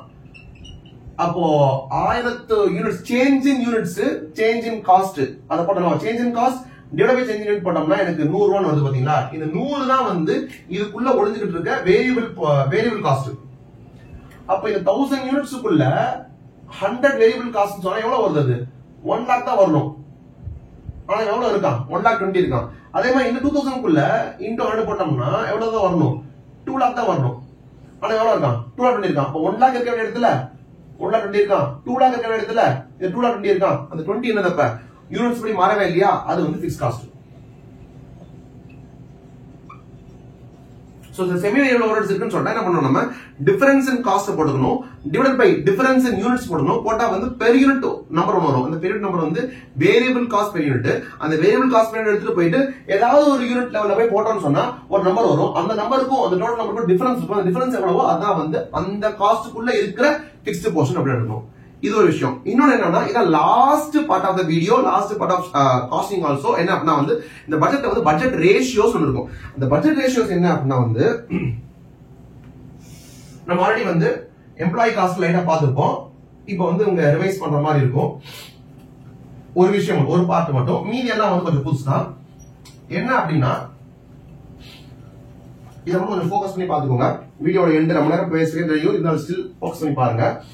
என்ன அப்படின்னா எஃபிஷியன்சி ரேஷியோ அப்படின்னு இருக்கு. எஃபிஷியன்சி இதுதான் நம்ம லேபர் காஸ்ட்ல பாத்துவோம், எம்ப்ளாயி காஸ்ட்ல பாத்துவோம். எஃபிஷியன்சி ரேஷியோனா ஒரு பொருளை செய்யறதுக்கு இவ்வளவு ஹவர்ஸ் எடுத்துக்கலாம் அப்படின்னு இருக்கும்.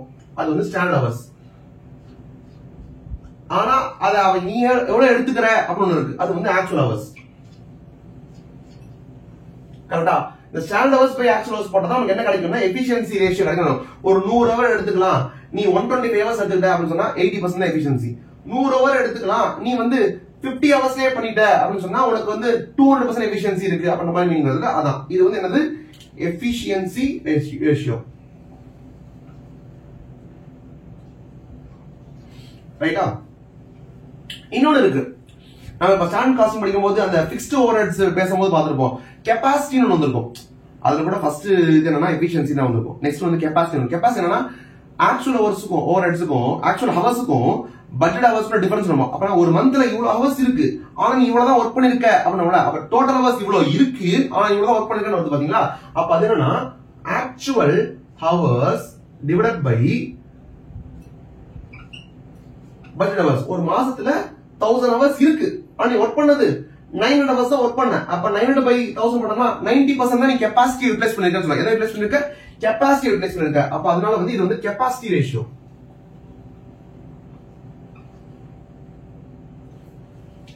ஏன் இப்படி தலைகீழா எழுதிட்டு இருக்கேன், இது ஏதோ அந்த ஐ திங்க் அந்த அரபில அப்படி தான் நினைக்கிறேன். அரபிக் வந்து இப்ப ரைட் டு லெஃப்ட் எழுதுறாங்க, விஸ்வரூபம்ல ரூபம் ரூபம் இந்த பக்கம் வரும். அது மாதிரி அது ஒண்ணும் இல்ல, பினிஷிங்ல ஒரு பஞ்ச் இருக்குது, அதனால அது எழுதிருக்கேன். எஃபிஷியன்சி ரேஷியோனா standard hours divided by actual ஹவர்ஸா, கெபாசிட்டி ரேஷியோ வந்து ஆக்சுவல் ஹவர்ஸ் பை பட்ஜெட் ஹவர்ஸா. இன்னொரு ரேஷியோ இருக்கு, அது என்ன அப்படின்னா வந்துட்டு ஆக்டிவிட்டி ரேஷியோ. ஆக்டிவிட்டி ரேஷியோனா என்ன அப்படின்னா வந்துட்டு standard hours divided by budget hours.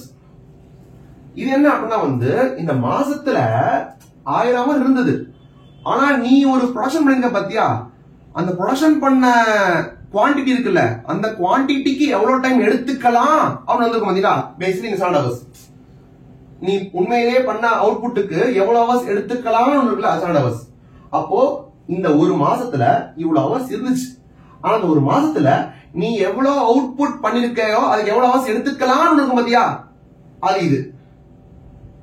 அப்ப இத போட்டோம்னா ஆக்டிவிட்டி, நீ இந்த மாசத்துல பண்ணக்கூடிய யூனிட்ஸ் நீ பண்ணிட்டியா இல்லையா அப்படின்னு பாக்கிறதுக்கானது. ஆக்டிவிட்டி எவ்வளவு 100% இருக்கா அப்படின்னு பாக்குறது. இதுவும் சேம் நம்பர் இருந்துச்சா என்னது 100% இருக்கா, அப்ப ஓகே. பட்ஜெட்ல வந்து நீ கூட குறைய ஹவர்ஸ் இருக்கிறது ஓகே, ஆனா நீ பண்ண வேண்டியதை பண்ணிட்ட அப்படின்றது பாக்குறதுக்கான இது.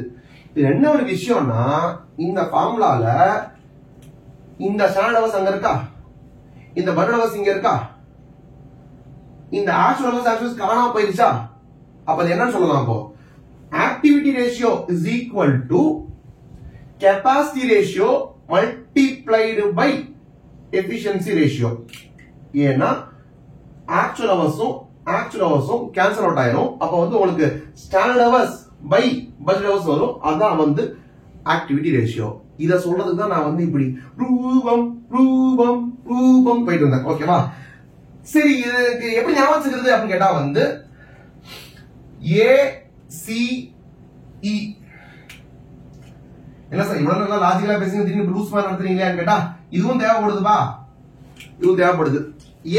ஏஸ்னா என்ன அப்படின்னா வந்து ராஜர் ஃபெடரர்லாம் நீங்க பாத்துருப்பீங்க. டென்னிஸ் நாங்க பார்த்தது இல்லையா? இப்பவே பாருங்க ராஜர் ஃபெடரர் யாருன்ட்டு. டென்னிஸ்ல அடி போடுவாங்க, சர்வ் பண்ணுவாங்க, அடி போட்டு அப்படி அடிப்பாங்க. அடிச்சாலும் வச்சுக்கோங்களேன் சர்வீஸ். அந்த பால் அவன் டச்சே பண்ண முடியலன்னா, ஆப்போனன்ட் டச்சே பண்ண முடியலன்னா அதுக்கு பேர் வந்து ஏஸ்ன்னு சொல்லுவாங்க. அதெல்லாம் எனக்கு தெரியாது சார் அப்படின்னு சொன்னீங்கன்னா, கார்டு சீட்டு கட்டுவீங்கன்னா சீட்டு கட்டில வந்து அந்த ஏ இருக்குமே, ஒவ்வொரு டிசைன்லயும் ஏ இருக்குமே, அந்த ஏ வந்து அது ஆஸ் சார் அப்படின்னாங்க. ஆஸ் கிடையாது, அது ஏசிஏ தான். நம்ம வந்து அந்த அளவுக்கு நம்ம அழகா ப்ரொனன்ஸ் பண்ணி அதை ஆஸா மாத்திட்டோம்.